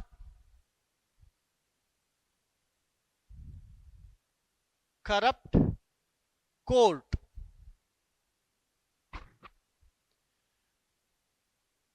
ಕರಪ್ಟ್ ಅಧಿಕಾರಿ ಅಂತ ಅಂದ್ರೆ ಆಫೀಸರ್, ಇಲ್ಲಿ ಗೆ ಅನ್ನುವಂಥದ್ದಿದೆ, ರೈಟ್? ಅಧಿಕಾರಿಗೆ, ಆಫೀಸರ್ಗೆ ಕಠಿಣ ಶಿಕ್ಷೆಯನ್ನು. ಸೊ ಕಠಿಣ ಶಿಕ್ಷೆ, ಪನಿಷ್ಮೆಂಟ್, ಕಠಿಣ ಶಿಕ್ಷೆ, ಸಿವಿಯರ್ ಪನಿಷ್ಮೆಂಟ್. ಕಠಿಣ ಅಂತ ಅಂದ್ರೆ ಸಿವಿಯರ್. ಇಲ್ಲಿ ಇನ್ನೊಂದು ಚಾಲೆಂಜ್ ಏನ್ ಫೇಸ್ ಮಾಡ್ತೀರಾ ಗೊತ್ತಾ? ಕಠಿಣ ಅಂತ ಅಂದ್ರೆ ನಿಮ್ಮೆಲ್ಲರಿಗೂ ಗೊತ್ತು, ಕಷ್ಟವಾದಂಥದ್ದು. ಕಷ್ಟ ಅಂತ ಅಂದ್ರೆ ಹಾರ್ಡ್. Right, hard.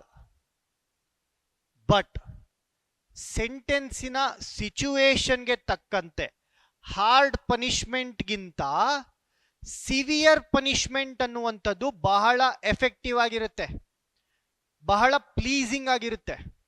ಸೊ ಯಾವಾಗ ಸಿವಿಯರ್ ಅನ್ನ ಬಳಸಬೇಕು, ಯಾವಾಗ ಹಾರ್ಡ್ ಅನ್ನ ಬಳಸಬೇಕು, ಇದು ನಾವು ಗಮನ ವಹಿಸಬೇಕು. ಇದೇ ಕಾರಣಕ್ಕೆ ನಾನು ಏನ್ ಹೇಳ್ದೆ, ಇಂಗ್ಲಿಷ್ನಲ್ಲಿ ಒಂದು ಆರ್ಟಿಕಲ್ ಅನ್ನ ಓದಿ ಯಾವ ರೀತಿ ಪದ ಬಳಕೆ ಆಗ್ತಾ ಇದೆ ನೋಡಿ. ಸೊ ಆ ಪದ ಬಳಕೆಯನ್ನ ನಾವು ನೋಡ್ತಿದ್ದಾಗ, ಡೈಲಿ ನಾವು ನೋಡ್ತಿದ್ದಾಗ ಆ ಪದ ಬಳಕೆ ನಮಗೂ ಅಭ್ಯಾಸ ಆಗುತ್ತೆ. ಓಕೆ, ಸೊ ಇಂಗ್ಲಿಷ್ ಆರ್ಟಿಕಲ್ ಅನ್ನ ಡೈಲಿ ಓದಬೇಕು, ಒಂದೊಂದು ಆರ್ಟಿಕಲ್, ಅಟ್ಲೀಸ್ಟ್ ಒಂದು ಆರ್ಟಿಕಲ್. ಫುಲ್ ನ್ಯೂಸ್ ಪೇಪರ್ ಓದಿ ಅಂತ ಹೇಳ್ತಾ ಇಲ್ಲ ನಾನು, ಒಂದು ಆರ್ಟಿಕಲ್ ಓದಿ ಡೈಲಿ, ಒಂದೇ ಒಂದು ಆರ್ಟಿಕಲ್. ಅರ್ಧ ಗಂಟೆ ತಗೊಳುತ್ತಪ್ಪ, ಆ ಅರ್ಧ ಗಂಟೆ ಪೇಪರ್ ಒನ್ಗೆ ಅಂತ ಕೊಡಿ. ಓಕೆ, ವಿಧಿಸಿತು. ಸೊ ಸಿವಿಯರ್ ಪನಿಷ್ಮೆಂಟ್ ಕೊಡ್ತು ಅಂತ ಕೋರ್ಟು. ಸೊ ಇಲ್ಲಿ ಯಾವ ಟೆನ್ಸ್ ಅಲ್ಲಿ ಇದೆ? ವಿಧಿಸಿತು, ಆಲ್ರೆಡಿ ವಿಧಿಸ್ಬಿಟ್ಟಿದೆ, ಹಾಗಾಗಿ ಪಾಸ್ಟ್ ಟೆನ್ಸ್. ಪಾಸ್ಟ್ ಟೆನ್ಸ್ ಅಲ್ಲಿ ಇರುವಂತಹ ಒಂದು ವಾಕ್ಯ ಇದು, ಆಲ್ರೆಡಿ ವಿಧಿಸ್ಬಿಟ್ಟಿದೆ ಅಲ್ವಾ. ಸೊ ವಿಧಿಸಿತು ಅಂತ ಅಂದ್ರೆ ಆಲ್ರೆಡಿ ಆಗೋಗಿದೆ, ಹಾಗಾಗಿ ಇದು ಭೂತಕಾಲ, ಪಾಸ್ಟ್ ಟೆನ್ಸ್ ಅಲ್ಲಿ ಇರುವಂತದ್ದು. ಸೊ ಟೆನ್ಸ್ ಗೊತ್ತಾಯ್ತು ನಮ್ಗೆ. ಸೊ ಆ ಟೆನ್ಸ್ ನ ಪ್ರಕಾರ ವರ್ಬ್ ಏನಾಗಬೇಕು? ಆ ಪಾಸ್ಟ್ ಟೆನ್ಸ್ ನ ಪ್ರಕಾರ ವಿಧಿಸಿತು ಅಂತ ಅಂದ್ರೆ ಇಂಪೋಸ್ಡ್, ಇಂಪೋಸ್ ಅಲ್ಲ. ಸೊ ಇಂಪೋಸ್ ಅಂತ ಬರಬಾರ್ದು, ಪಾಸ್ಟ್ ಟೆನ್ಸ್ ಅಲ್ಲಿ ಇರೋದ್ರಿಂದ ಇಂಪೋಸ್ಡ್ ಅಂತ ಬರಬೇಕು. ಹಾಗೆ ಮೂರನೇ ಹೆಜ್ಜೆಯಲ್ಲಿ ನಾವು ವೊಕ್ಯಾಬ್ಯುಲರಿ ಮೇಲೆ ಕಾನ್ಸಂಟ್ರೇಟ್ ಮಾಡ್ತೀವಿ. ನ್ಯಾಯಾಲಯವು, ಕೋರ್ಟ್ ಅಂತ ಅಂದೆ. ನಾನು ಅವಾಗಲೇ ಹೇಳಿದೆ ನಿಮಗೆ ಸ್ವಲ್ಪ ಗ್ರಾಮರ್ ಬಗ್ಗೆ ಗಮನ ಕೊಡಬೇಕು ಅಂತ. ಕೋರ್ಟ್ ಅನ್ನುವಂಥದ್ದು ಒಂದು ಯೂನಿಕ್ ಥಿಂಗ್ ಆಗಿರೋದ್ರಿಂದ ನಾವು ಯಾವ ಆರ್ಟಿಕಲ್ ಅನ್ನ ಬಳಸ್ತೀವಿ ಇಲ್ಲಿ, ಈ ದ ಅನ್ನುವಂಥದ್ದು ಆರ್ಟಿಕಲ್. ನಾವು ಸ್ಪೆಸಿಫಿಕ್ ಆಗಿ ಹೇಳ್ತಾ ಇದ್ದೀವಿ, ಯಾರು ವಿಧಿಸಿದ್ರು? ಕೋರ್ಟ್ ವಿಧಿಸ್ತು. ಹಾಗಾಗಿ ಸ್ಪೆಸಿಫಿಕ್ ಆಗಿ ಹೇಳೋದ್ರಿಂದ ಯಾವ ಆರ್ಟಿಕಲ್ ನ ಬಳಕೆ ಆಗಿದೆ? ದ ಅನ್ನುವಂತಹ ಆರ್ಟಿಕಲ್ ಅನ್ನ ಬಳಕೆ ಮಾಡಿದೀವಿ. ಸೊ ಇಂಗ್ಲಿಷ್ ಗ್ರಾಮರ್ ಅಲ್ಲಿ ಆರ್ಟಿಕಲ್ಸ್, ಸಬ್ಜೆಕ್ಟ್, ವರ್ಬ್, ಅಗ್ರಿಮೆಂಟ್ ಜೊತೆಗೆ ಪ್ರಿಪೋಸಿಷನ್ಸ್ ಅನ್ನ ಕೂಡ, ಆರ್ಟಿಕಲ್ಸ್ ಅಂಡ್ ಪ್ರಿಪೋಸಿಷನ್ಸ್ ನ ಕೂಡ ನೀವು ಗಮನ ವಹಿಸಬೇಕು. ಯಾಕಪ್ಪ ಅಂತ ಅಂದ್ರೆ ದ ಕರಪ್ಟ್ ಆಫೀಸರ್, ದ ಇಲ್ಲಿ ಸಬ್ಜೆಕ್ಟ್ ಏನಾಯ್ತು? ನ್ಯಾಯಾಲಯವು ಅನ್ನುವಂಥದ್ದು ನನ್ನ ಸಬ್ಜೆಕ್ಟ್. ವಿಧಿಸಿತು, ಕಠಿಣ ಶಿಕ್ಷೆಯನ್ನು ವಿಧಿಸಿತು, ಇದು ನನ್ನ ವರ್ಬ್ ಆಗುತ್ತೆ. ಭ್ರಷ್ಟ ಅಧಿಕಾರಿಗೆ, ಯಾರಿಗೆ ವಿಧಿಸ್ತೋ? ಭ್ರಷ್ಟ ಅಧಿಕಾರಿಗೆ ವಿಧಿಸ್ತೋ, ಹಾಗಾಗಿ ಇದು ನನ್ನ ಆಬ್ಜೆಕ್ಟ್. ಕನ್ನಡದಲ್ಲಿ ಈ ಸ್ಟ್ರಕ್ಚರ್ ಇದೆ. ಇಂಗ್ಲಿಷ್ನಲ್ಲಿ ಸಬ್ಜೆಕ್ಟ್, ವರ್ಬ್, ಆಬ್ಜೆಕ್ಟ್ ಅನ್ನುವಂತಹ ಸ್ಟ್ರಕ್ಚರ್ ಅನ್ನ ಫಾಲೋ ಮಾಡಬೇಕು ಅಂತ ಹೇಳಿದೆ. ಸೊ ಸಬ್ಜೆಕ್ಟ್ ಅಂದ್ರೆ ದ ಕೋರ್ಟ್, ವರ್ಬ್ ಏನು? Imposed. What did it impose? Severe punishment. The court imposed. So ಇದು ನನ್ನ ವರ್ಬ್ ಅಲ್ವಾ? ಇಂಪೋಸ್ಡ್. ಏನನ್ನ ಇಂಪೋಸ್ ಮಾಡ್ತು? ಸಿವಿಯರ್ ಪನಿಷ್ಮೆಂಟ್ ಅನ್ನ. ಇಂಪೋಸ್ಡ್ ಸಿವಿಯರ್ ಪನಿಷ್ಮೆಂಟ್, ಇದು ನನ್ನ ವರ್ಬ್, ಇದು ನನ್ನ ಕ್ರಿಯೆ. ಸಿವಿಯರ್ ಪನಿಷ್ಮೆಂಟ್ ಅನ್ನ ಇಂಪೋಸ್ ಮಾಡ್ತು ಅನ್ನುವಂಥದ್ದು ನನ್ನ ವರ್ಬ್ ಆಗುತ್ತೆ. ಯಾರಿಗೆ ವಿಧಿಸ್ತು? ಕರಪ್ಟ್ ಆಫೀಸರ್ಗೆ. Corrupt officer. ಸೊ ಇಲ್ಲಿ ಓದಿ ಇದು ಒಂದು ಸೆಂಟೆನ್ಸ್ ನ, the court impose severe punishment corrupt officer. ಇಲ್ಲಿ ಇನ್ನ ಒಂದೇನೋ ಮಿಸ್ ಇದೆ. ಏನ್ ಮಿಸ್ ಇದೆ ಅಂತಂದ್ರೆ ಭ್ರಷ್ಟ ಅಧಿಕಾರಿಗೆ ಅಂತ ಬಂತಲ್ವಾ, ಆ ಅಧಿಕಾರಿಗೆ ಅನ್ನುವಂಥದ್ದಕ್ಕೆ ನಾವಿಲ್ಲಿ ಒಂದು ಪ್ರಿಪೋಸಿಷನ್ ಅನ್ನ ಆಡ್ ಮಾಡಬೇಕಾಗತ್ತೆ, ಟು ಅನ್ನುವಂಥದ್ದು. The court imposed severe punishment to corrupt officer. ಯಾರಿಗೆ ಕೊಟ್ಟೆ ಈ ಬುಕ್ ಅನ್ನ? ಯಾರಿಗೆ ಕೊಟ್ಟೆ? I gave this book to the student. Okay, so ಅಲ್ಲಿ ನಾವು ಪ್ರಿಪೋಸಿಷನ್ ಅನ್ನ ಬಳಕೆ ಮಾಡಬೇಕಾಗತ್ತೆ. ಸೊ ಇಲ್ಲಿ ನೀವು ನೋಡಿದ್ರೆ ಕನ್ನಡ ಟು ಇಂಗ್ಲಿಷ್ ಟ್ರಾನ್ಸ್ಲೇಟ್ ಮಾಡ್ಬೇಕಂದ್ರೆ ನಿಮ್ಗೆ ಆರ್ಟಿಕಲ್ಸ್ ನ ಜ್ಞಾನ ಇರಬೇಕು ಅಲ್ವಾ. ಆರ್ಟಿಕಲ್ಸ್, ಯಾವ ಆರ್ಟಿಕಲ್ಸ್ ಅನ್ನ ಯಾವ ಸಮಯದಲ್ಲಿ ಬಳಸ್ತೀವಿ, ಎ ಯಾವಾಗ ಬಳಸ್ತೀವಿ, ಆನ್ ಯಾವಾಗ ಬಳಸ್ತೀವಿ, ದ ಯಾವಾಗ ಬಳಸ್ತೀವಿ ಅನ್ನುವಂತಹ ಜ್ಞಾನ ಇರಬೇಕು. ಆ ಒಂದು ಜ್ಞಾನದ ನಂತರ ಈ ಒಂದು ಸ್ಟ್ರಕ್ಚರ್, ಸೆಂಟೆನ್ಸ್ ನ ಸ್ಟ್ರಕ್ಚರ್ ನ ಜ್ಞಾನ ಇರ್ಬೇಕು ನಿಮ್ಗೆ. ಎರಡನೇದಾಗಿ, ಮೂರನೇದಾಗಿ ಇಲ್ಲಿ ಯಾವ ಪ್ರಿಪೋಸಿಷನ್ ಅನ್ನ ಬಳಸ್ತಾ ಇದ್ದೀನಿ, ಯಾವ ಪ್ರಿಪೋಸಿಷನ್ ಅನ್ನ ಬಳಸ್ತಾ ಇದ್ದೀನಿ ಅನ್ನುವಂತಹ ಜ್ಞಾನ ಕೂಡ ಇರಬೇಕಾಗತ್ತೆ. So before going to Kannada to English translation ಏನ್ ಮುಖ್ಯವಾಗಿ ನೀವು ಮಾಡ್ಬೇಕಪ್ಪ ಅಂತ ಅಂದ್ರೆ ಗ್ರಾಮರ್ ಅಲ್ಲಿ ಈ ಮೂರು ಭಾಗಗಳನ್ನ ಓದ್ಕೋಬೇಕು. Subject verb agreement, articles and prepositions, right, ಈ ಮೂರು ಭಾಗಗಳನ್ನ, ಮತ್ತೆ ಟೆನ್ಸಸ್, ಕಾಲಘಟ್ಟಗಳು. ಇಲ್ಲಿ ನೋಡಿ ಇಂಪೋಸ್ಡ್ ಅಂತ ಬರ್ದೆ ನಾನು. ಯಾಕೆ ಬರ್ದೆ? Because it was past tense, ಭೂತಕಾಲದಲ್ಲಿತ್ತು. ಹಾಗಾಗಿ ಈ ಮೂರು ಟಾಪಿಕ್ಗಳನ್ನ, ಇಂಗ್ಲಿಷ್ ಗ್ರಾಮರ್ನ ಈ ಮೂರು ಟಾಪಿಕ್ಗಳನ್ನ ಚೆನ್ನಾಗಿ ಓದ್ಕೋಬೇಕು. Okay, so don't worry, Primus ಅಕಾಡೆಮಿಯಲ್ಲಿ ಆಲ್ರೆಡಿ ಹೇಳ್ದಾಗೆ ಇನ್ನೇನು ಕೆಲವೇ ದಿನಗಳಲ್ಲಿ ಸ್ಟಾರ್ಟ್ ಆಗ್ತಾ ಇದೆ. ಸೊ ಅದು ಸ್ಟಾರ್ಟ್ ಆಗಿದ ತಕ್ಷಣ ಟ್ರಾನ್ಸ್ಲೇಷನ್ಗಿಂತ ಮುಂಚೆ ಇಂಗ್ಲಿಷ್ ಗ್ರಾಮರ್ನ ಒಂದು 3-4 ತರಗತಿಗಳಲ್ಲಿ ನಾವು ಇದನ್ನ ಕವರ್ ಮಾಡ್ತೀವಿ. Okay, S. ಇನ್ನೊಂದು ಎಕ್ಸಾಂಪಲ್ ತಗೊಂಡ್ರೆ,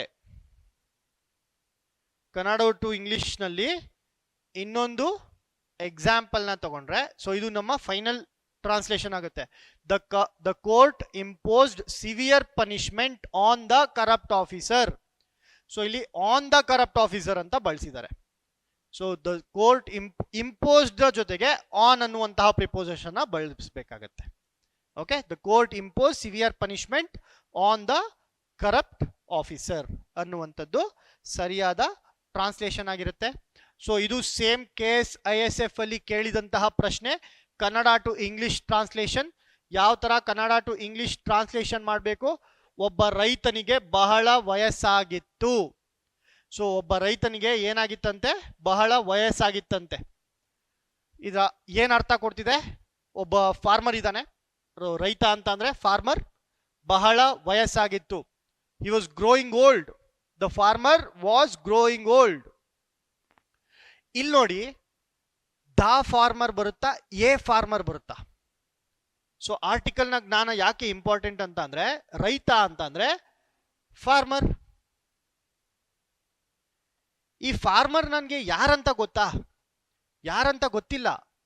ಹಾಗೆ ಇದು ಏಕವಚನದಲ್ಲಿದ್ಯಾ ಬಹುವಚನದಲ್ಲಿದ್ಯಾ? ಏಕವಚನದಲ್ಲಿದೆ ಅಲ್ವಾ? ಫಾರ್ಮರ್ ಅನ್ನುವಂಥದ್ದು ಏಕವಚನ ಇದೆ. ಹಾಗೆ ಎಫ್ ಇಂದ ಸ್ಟಾರ್ಟ್ ಆಗಿದೆ. ಫಾರ್ಮರ್ ವ್ಯಂಜನಾಕ್ಷರದ ಉಚ್ಚಾರಣೆಯಿಂದ ಸ್ಟಾರ್ಟ್ ಆಗ್ತಾ ಇದೆ. ಹಾಗಾಗಿ ಇಲ್ಲಿ ಎ ಫಾರ್ಮರ್ ಅಂತ ಬಳಸಬೇಕು. ಎ ಫಾರ್ಮರ್ ಅಂತ ಬಳಸ್ತೀವಿ. ಒಬ್ಬ ರೈತ ಅನ್ನೋ ಬದಲು ಎ ಫಾರ್ಮರ್. ಸರ್ ಯಾಕೆ ಸರ್ ಒಬ್ಬ ರೈತ ಅಂತ ಅಂದ್ರೆ ಒನ್ ಫಾರ್ಮರ್ ಅಂತ ಬಳಸಬಾರ್ದು? ಒಬ್ಬ ಅಂದ್ರೆ ಒನ್ನೇ ತಾನೇ, ಒನ್ ಪರ್ಸನ್. ಅದಕ್ಕೇನೆ ನಾನು ಹೇಳಿದ್ದು ಪ್ರತಿ ದಿನ ಒಂದು ಆರ್ಟಿಕಲ್ ಇಂಗ್ಲಿಷ್ ನಲ್ಲಿ ಓದಿ. ಸೊ ಯಾವಾಗ ನಾವು ಒನ್ ಫಾರ್ಮರ್ ಅನ್ನೋದಕ್ಕಿಂತ ಎ ಫಾರ್ಮರ್ ಅಂತ ಬಳಸ್ತೀವಿ, ಅವಾಗ ನಮ್ಮ ವೊಕ್ಯಾಬುಲರಿ ಚೆನ್ನಾಗಿದೆ ಅಂತ ಅರ್ಥ. ಸೊ ಇದ್ರಲ್ಲೂ ಮ್ಯಾಟರ್ ಆಗುತ್ತೆ ನನ್ನ ವೊಕ್ಯಾಬುಲರಿ, ಇದ್ರಲ್ಲೂ ನನ್ನ ಗ್ರಾಮರ್ನ ಜ್ಞಾನ ಇಂಪಾರ್ಟೆಂಟ್ ರೋಲ್ ಅನ್ನ ಪ್ಲೇ ಮಾಡುತ್ತೆ. Okay, yes. A farmer was growing old. ಈ ರೀತಿ ಸ್ಟಾರ್ಟ್ ಮಾಡ್ತೀವಿ. ಒಬ್ಬ ಫಾರ್ಮರ್ಗೆ ವಯಸ್ಸಾಗಿತ್ತಂತೆ, ಜಾಸ್ತಿ ಏಜ್ ಆಗಿತ್ತು. ಅವನಿಗೆ ಹೊಲದಲ್ಲಿ ಕೆಲಸ ಮಾಡಲು ಸಾಧ್ಯವಾಗುತ್ತಿರಲಿಲ್ಲ. ಸೊ ಬಿಕಾಸ್ ಈ ವಾಸ್ ಗ್ರೋಯಿಂಗ್ ಓಲ್ಡ್, ಅವನು ವಯಸ್ಸಾಗ್ತಾ ಇರುವಂತಹ ಕಾರಣಕ್ಕೆ ಅವನಿಗೆ ಏನ್ ಮಾಡಕ್ಕಾಗ್ತಿರ್ಲಿಲ್ಲ, ಹೊಲದಲ್ಲಿ ಕೆಲಸ ಮಾಡಕ್ಕಾಗ್ತಿಲ್ವಂತೆ. ಹೊಲ ಅಂದ್ರೆ ಇಂಗ್ಲಿಷ್ ನಲ್ಲಿ ಫಾರ್ಮ್.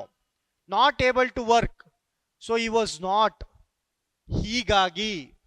ಹಾಗಾಗಿ ಸೊ ಈ was not able to work in the farms ಅಂತ ಕರಿತೀವಿ. ಆ ತರ ಹೇಳ್ತೀವಿ ನಾವು.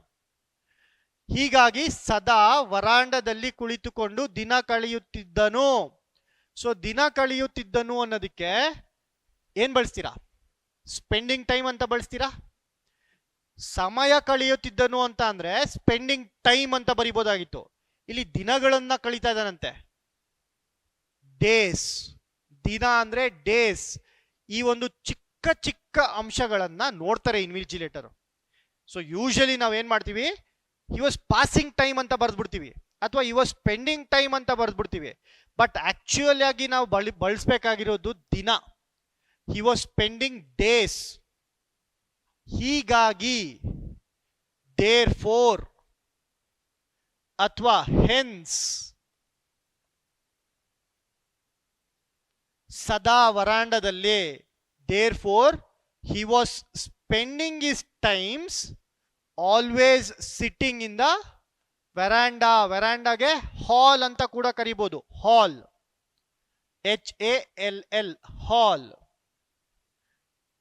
ಸೊ ಹೇಗೆ ಅವನು ಸ್ಪೆಂಡ್ ಮಾಡ್ತಿದ್ದ ಅವನ ಡೇಸ್ನ?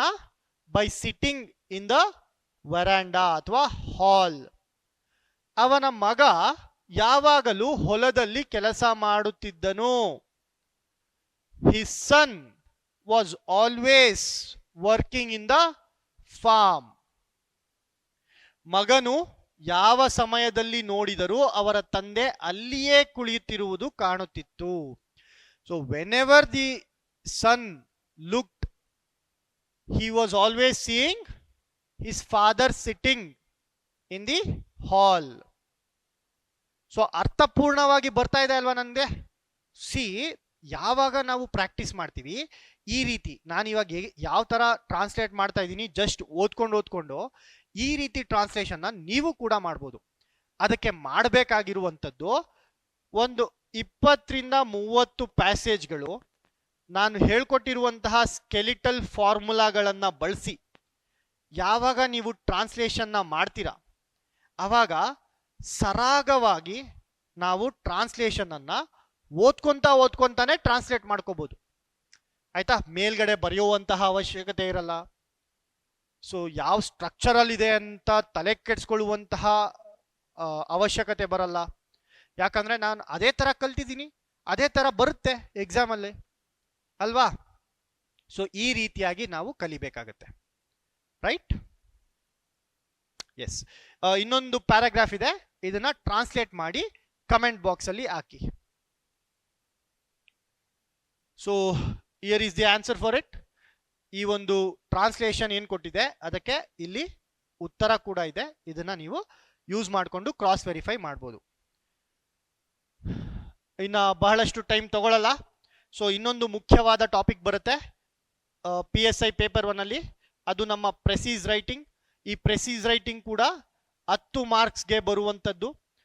ಇದನ್ನ ನಾವು ಕನ್ನಡದಲ್ಲಿ ಸಾರಾಂಶ ಬರವಣಿಗೆ ಅಂತ ಕರಿತೀವಿ. ಈ ಒಂದು ಪ್ರೆಸೀಸ್ ರೈಟಿಂಗ್ ಅಲ್ಲಿ ಫಸ್ಟ್ ಒನ್ ನಾವೇನ್ ಮಾಡಬೇಕು, ಟೈಟಲ್ ಅನ್ನ ಬರಿಬೇಕು.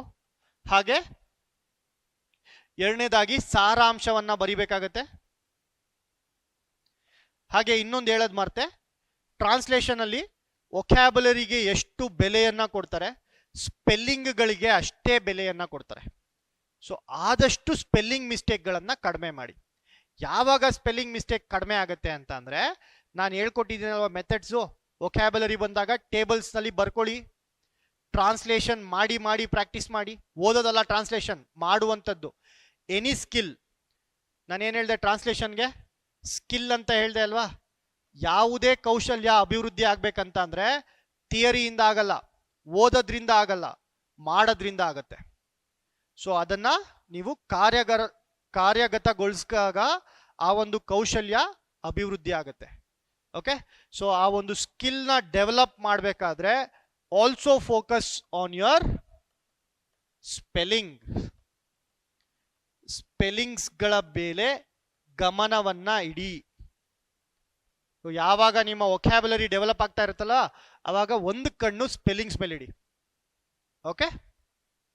ಸೊ ಟೈಟಲ್ ಅನ್ನ ಬರಿಬೇಕಾಗತ್ತೆ, ಸಾರಾಂಶವನ್ನ ಬರಿಬೇಕಾಗತ್ತೆ.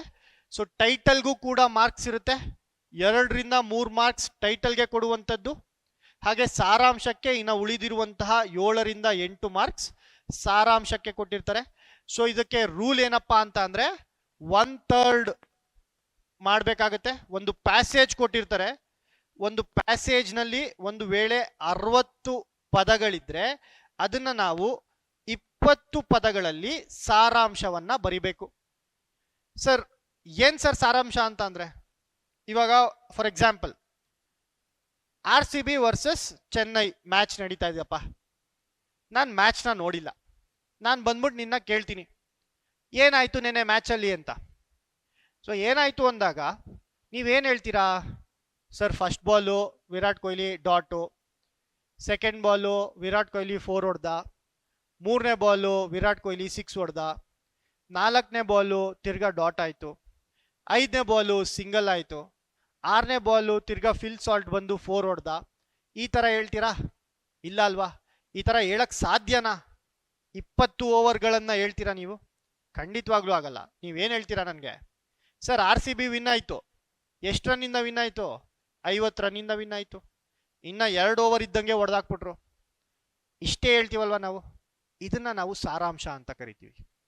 Okay, this is my summary. ಇದನ್ನ ನಾವು ಸಮರಿ ಅಂತ ಕರಿತೀವಿ, ಅಥವಾ ಸಾರಾಂಶ ಅಂತ ಕರಿತೀವಿ. ಇನ್ನೊಂದು ಸ್ವಲ್ಪ ಒಂದ್ ಹೆಜ್ಜೆ ಮುಂದೆ ಹೋದ್ರೆ, ಸರ್ ಚೆನ್ನೈ 202 ರನ್ ಹೊಡೆದ್ರು, RCB 203 ರನ್ ಹೊಡೆದ್ರು, 18 ಓವರ್ಗೆ ಹೊಡೆದ್ರು, man of the match Virat ಕೊಹ್ಲಿಗೆ ಬಂತು. ಇಷ್ಟನ್ನು ಹೇಳ್ಬೋದಲ್ವಾ? ನಾನು 40 ಓವರ್ ಏನು ನೋಡ್ತೀನಿ RCB ಮ್ಯಾಚನ್ನ 40 ಓವರ್ಗಳನ್ನ ಏನು ನೋಡ್ತೀನಿ, 20 ಓವರು, ಅದನ್ನೆಲ್ಲ ನೋಡೋದ್ರ ಬದಲು ನೀವು ನನಗೆ ಬರೀ ಇಷ್ಟು ಹೇಳಿದ್ರೆ ನನಗೆ ಅರ್ಥ ಆಗುತ್ತಲ್ವಾ ಮ್ಯಾಚಲ್ಲಿ ಏನಾಯ್ತು ಅಂತ. ಇದನ್ನ ನಾವು ಸಾರಾಂಶ ಅಂತ ಕರಿತೀವಿ. ಸೊ ಇದರಲ್ಲಿ ರೂಲ್ ಏನಪ್ಪಾ ಅಂತ ಅಂದ್ರೆ, ನಾವು ಏನ್ ಮಾಡಬೇಕು ಸಾರಾಂಶ ಬರಿಬೇಕಾದ್ರೆ ಅಂತ, ಮೇನ್ ಐಡಿಯಾಯನ್ನ ಪಿಕ್ ಮಾಡಬೇಕು. ಒಂದು ಮೇನ್ ಐಡಿಯಾ ಇರುತ್ತೆ, ಒಂದು ಸೆಂಟೆನ್ಸ್ ಆಗಲಿ, ಒಂದು ಯಾವುದೇ ಒಂದು ಪ್ಯಾಸೇಜ್ ಆಗಲಿ, ಅದರಲ್ಲಿ ಒಂದು ಮೇನ್ ಐಡಿಯಾ ಇರುತ್ತೆ. ಆ ಮೇನ್ ಐಡಿಯಾವನ್ನ ಪಿಕ್ ಮಾಡಬೇಕಾಗತ್ತೆ. ಮೇನ್ ಐಡಿಯಾನ ಇಟ್ಕೊಂಡು ಬೇರೆ ಎಲ್ಲ ಅಂತಂದ್ರೆ ಎಕ್ಸಾಂಪಲ್ಸ್ ಅನ್ನ ಕೊಟ್ಟಿರ್ತೀನಿ ನಾನು. ಈ ಮೇನ್ ಐಡಿಯಾಗೆ ಎಕ್ಸಾಂಪಲ್ಸ್ ಅನ್ನ ಕೊಟ್ಟಿರ್ತೀನಿ, ಒಂದು ಡೆಕೋರೇಷನ್ಸ್ ಮಾಡಿರ್ತೀನಿ. ಸೊ ಪ್ಯಾಸೇಜ್ ನಲ್ಲಿ ಈ ಮೇನ್ ಐಡಿಯಾನ ಪ್ರೂವ್ ಮಾಡೋದಕ್ಕೆ ಎಕ್ಸಾಂಪಲ್ಸ್ ಅನ್ನ ಕೊಟ್ಟಿರ್ತೀನಿ, ಹಾಗೆ ಡೆಕೋರೇಷನ್ಗಳನ್ನ ಮಾಡಿರ್ತೀನಿ, ಒಳ್ಳೊಳ್ಳೆ ಪದಗಳನ್ನ ಬಳಸಿರ್ತೀನಿ, ಅವ್ರು ಹಂಗಂದ್ರು ಇವ್ರು ಹಿಂಗಂದ್ರು ಅಂತೆಲ್ಲ ಹೇಳಿರ್ತೀನಿ. ಇವನ್ನೆಲ್ಲ ಕೈ ಬಿಟ್ಬಿಡ್ಬೇಕು. ಸಾರಾಂಶ ಬರಿಬೇಕಾದ್ರೆ no decorations, no examples, only main idea. ಎರಡನೇದಾಗಿ, ಯಾವುದೇ ಕಾರಣಕ್ಕೂ ಪ್ರೆಸೀಸ್ ರೈಟಿಂಗ್ ಅಲ್ಲಿ ಸಾರಾಂಶವನ್ನ ಹೇಳ್ಬೇಕಾದ್ರೆ ಇವನ್ ಹಿಂಗ್ ಹೇಳ್ದ, ಅವನ್ ಹಂಗ್ ಹೇಳ್ದ, ನಾನು ಹಿಂಗ್ ಮಾಡ್ತೀನಿ, ಯಾವುದೇ ಕಾರಣಕ್ಕೂ ಪ್ರಥಮ ಮತ್ತು ದ್ವಿತೀಯ ವ್ಯಕ್ತಿಯ ಸ್ಥಾನದಲ್ಲಿ ನಿಂತ್ಕೊಂಡು ಸಾರಾಂಶವನ್ನ ಬರಿಬಾರ್ದು. ಸಾರಾಂಶ ಯಾವತ್ತಿದ್ರೂ ತೃತೀಯ ವ್ಯಕ್ತಿಯ ಪರ್ಸ್ಪೆಕ್ಟಿವ್ ಅಲ್ಲಿ ಬರಬೇಕು, ಅಂದ್ರೆ ಥರ್ಡ್ ಪರ್ಸನ್ ಫಾರ್ಮ್ ಅಲ್ಲೇ ಬರಬೇಕು. It should always B in the third person perspective. So ಪ್ರಥಮ ಅಂತಂದ್ರೆ ನಾನು ಪ್ರಪಂಚವನ್ನ ಸುತ್ತುತ್ತೇನೆ, ಈ ತರ ಬರಬಾರ್ದು. ಓಕೆ, ಯಾವಾಗ್ಲೂ ತೃತೀಯ ಸ್ಥಾನದಲ್ಲೇ ಇರಬೇಕು ನನ್ನ ಒಂದು ಸಾರಾಂಶ. ಸೊ ಇವೆರಡು ಮುಖ್ಯವಾದ ಅಂಶಗಳನ್ನ ನೆನ್ಪಿಟ್ಕೊಂಡ್ರೆ ಈಸಿಯಾಗಿ ಸಾರಾಂಶವನ್ನ ಬರಿಬೋದು. ಹಾಗೆ ಇನ್ನೊಂದು ಕಷ್ಟವನ್ನ ಎದುರಿಸೋದು ಸ್ಟೂಡೆಂಟ್ಸ್ ಯಾವ್ದ್ರಲ್ಲಿ ಅಂತ ಅಂದ್ರೆ, ಟೈಟಲ್ನ ಚೂಸ್ ಮಾಡೋದಕ್ಕೆ. ಯಾವಾಗ ಟೈಟಲ್ನ ಬರಿಬೇಕು ಸರ್ ಅಂತ ಅಂದ್ರೆ, ನೀವು ಒಂದು ಸಾರಾಂಶವನ್ನ ಬರೀರಿ. ಫಸ್ಟು ಪ್ಯಾಸೇಜ್ ಓದ್ತೀರಾ, ಪ್ಯಾಸೇಜ್ದು ಸಾರಾಂಶವನ್ನ ಬರೀತೀರಾ. ಆ ಸಾರಾಂಶದಲ್ಲಿ ನಿಮ್ಗೆ ಏನ್ ಅರ್ಥ ಆಗ್ತಿದ್ಯಪ್ಪ, ಅದರ ಮೇಲೆ ನಿಮ್ಮ ಟೈಟಲ್ ಇರಬೇಕು. ಅಂಡ್ ಈ ಒಂದು ಟೈಟಲ್ 3 ರಿಂದ 4 ವರ್ಡ್ಸ್ ಅಷ್ಟೇ ಇರಬೇಕು.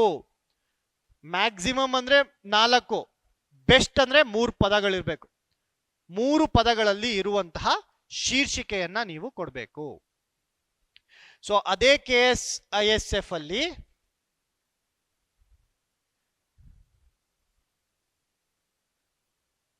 ಒಂದು ಎಕ್ಸಾಂಪಲ್ ನೋಡಿ. ಇಂದಿನ ಆಧುನಿಕ ಯುಗದಲ್ಲಿ, ಸರ್ ಈಗ ಇಂದಿನ ಆಧುನಿಕ ಯುಗದಲ್ಲಿ ಅಂತ ಕೊಟ್ಟಿದ್ದಾರೆ. ಆಧುನಿಕ ಅಂತ ಅಂದ್ರೇನೆ ಇವಾಗ ನಡೀತಾ ಇರುವಂತದ್ದಲ್ವಾ. ಸೊ ಇಂದಿನ ಅನ್ನುವಂಥದ್ದನ್ನ ಬಳಸ್ಬೇಕಾ? ಇಲ್ಲ ಅಲ್ವಾ. ಆಧುನಿಕ ಯುಗದಲ್ಲಿ ಪರಿಸರ ಮಾಲಿನ್ಯವು ಒಂದು ಭೀಕರ ಸಮಸ್ಯೆಯಾಗಿ ಕಾಡುತ್ತಿದೆ. ಮತ್ತೆ ಇನ್ನೊಂದು ತಪ್ಪೇನ್ ಮಾಡ್ತೀರಾ ಅಂತಂದ್ರೆ, ಒಂದು ಸೆಂಟೆನ್ಸ್ ಅನ್ನ ಕಡಿಮೆ ಮಾಡುವಂಥದ್ದು. ಈ ತರ ಮಾಡಬೇಡಿ. ಒಂದ್ 2-3 ಸೆಂಟೆನ್ಸ್ ಓದಿ. 2-3 ಸೆಂಟೆನ್ಸ್ ಓದಿ ಏನ್ ಅರ್ಥ ಆಗತ್ತಪ್ಪ ಅದನ್ನ ನಿಮ್ಮ ಭಾಷೆಯಲ್ಲಿ ಬರೀರಿ. ಸೊ ಇಂದಿನ ಆಧುನಿಕ ಯುಗದಲ್ಲಿ ಪರಿಸರ ಮಾಲಿನ್ಯವು ಒಂದು ಭೀಕರ ಸಮಸ್ಯೆಯಾಗಿ ಕಾಡುತ್ತಿದೆ. ಕಾರ್ಖಾನೆಗಳು ಹೊರಸೂಸುವ ಹೊಗೆ, ವಾಹನಗಳ ದಟ್ಟಣೆ ಮತ್ತು ಪ್ಲಾಸ್ಟಿಕ್ ಬಳಕೆಯಿಂದಾಗಿ ಗಾಳಿ, ನೀರು ಮತ್ತು ಮಣ್ಣು ಕಲುಷಿತಗೊಳ್ಳುತ್ತಿದೆ. ಇದಿಷ್ಟನ್ನು ಏನ್ ಅರ್ಥ ಆಯ್ತಪ್ಪ ಇದರಲ್ಲಿ? ಈ ಕಾರ್ಖಾನೆಗಳು ಹೊರಸೂಸುವ ಹೊಗೆ, ವಾಹನಗಳ ದಟ್ಟಣೆ, ಪ್ಲಾಸ್ಟಿಕ್ ಬಳಕೆಯಿಂದಾಗಿ ಗಾಳಿ, ನೀರು ಮತ್ತು ಮಣ್ಣು ಕಲುಷಿತಗೊಳ್ಳುತ್ತಿದೆ. ಇವೆಲ್ಲ ನಾನು ಇಷ್ಟೆಲ್ಲ ಬರೆಯೋದ್ರಿಂದ ಬಳಕೆಯಿಂದಾಗಿ ಅಂತ ಮಾನವನ ಕಾರ್ಯಗಳಿಂದ ಅಂತ ಬರಿಬೋದಲ್ವಾ. ಇದಿಷ್ಟು ಏನ್ ಎಕ್ಸಾಂಪಲ್ಸ್ ಇದಾವೆ, ಕಾರ್ಖಾನೆಗಳು ಹೊರಸೂಸುವ ಹೊಗೆ ಇವೆಲ್ಲ ಎಕ್ಸಾಂಪಲ್ಸು. ವಾಹನಗಳ ದಟ್ಟಣೆ ಇದು ಕೂಡ ಎಕ್ಸಾಂಪಲ್ಲು. ಪ್ಲಾಸ್ಟಿಕ್ನ ಬಳಕೆ, ಇದೆಲ್ಲದಕ್ಕೂ ನಾನು ಮಾನವನ ಚಟುವಟಿಕೆಗಳಿಂದ ಅಂತ ಬಳಸ್ಬಿಡ್ಬೋದು. ಹೌದಲ್ವಾ. ಸೊ ಎಷ್ಟು ಕಡಿಮೆ ಆಗೋಯ್ತು ನೋಡಿ. ಮಾನವನ ಚಟುವಟಿಕೆಗಳಿಂದ ಪರಿಸರ ಮಾಲಿನ್ಯವಾಗುತ್ತಿದೆ.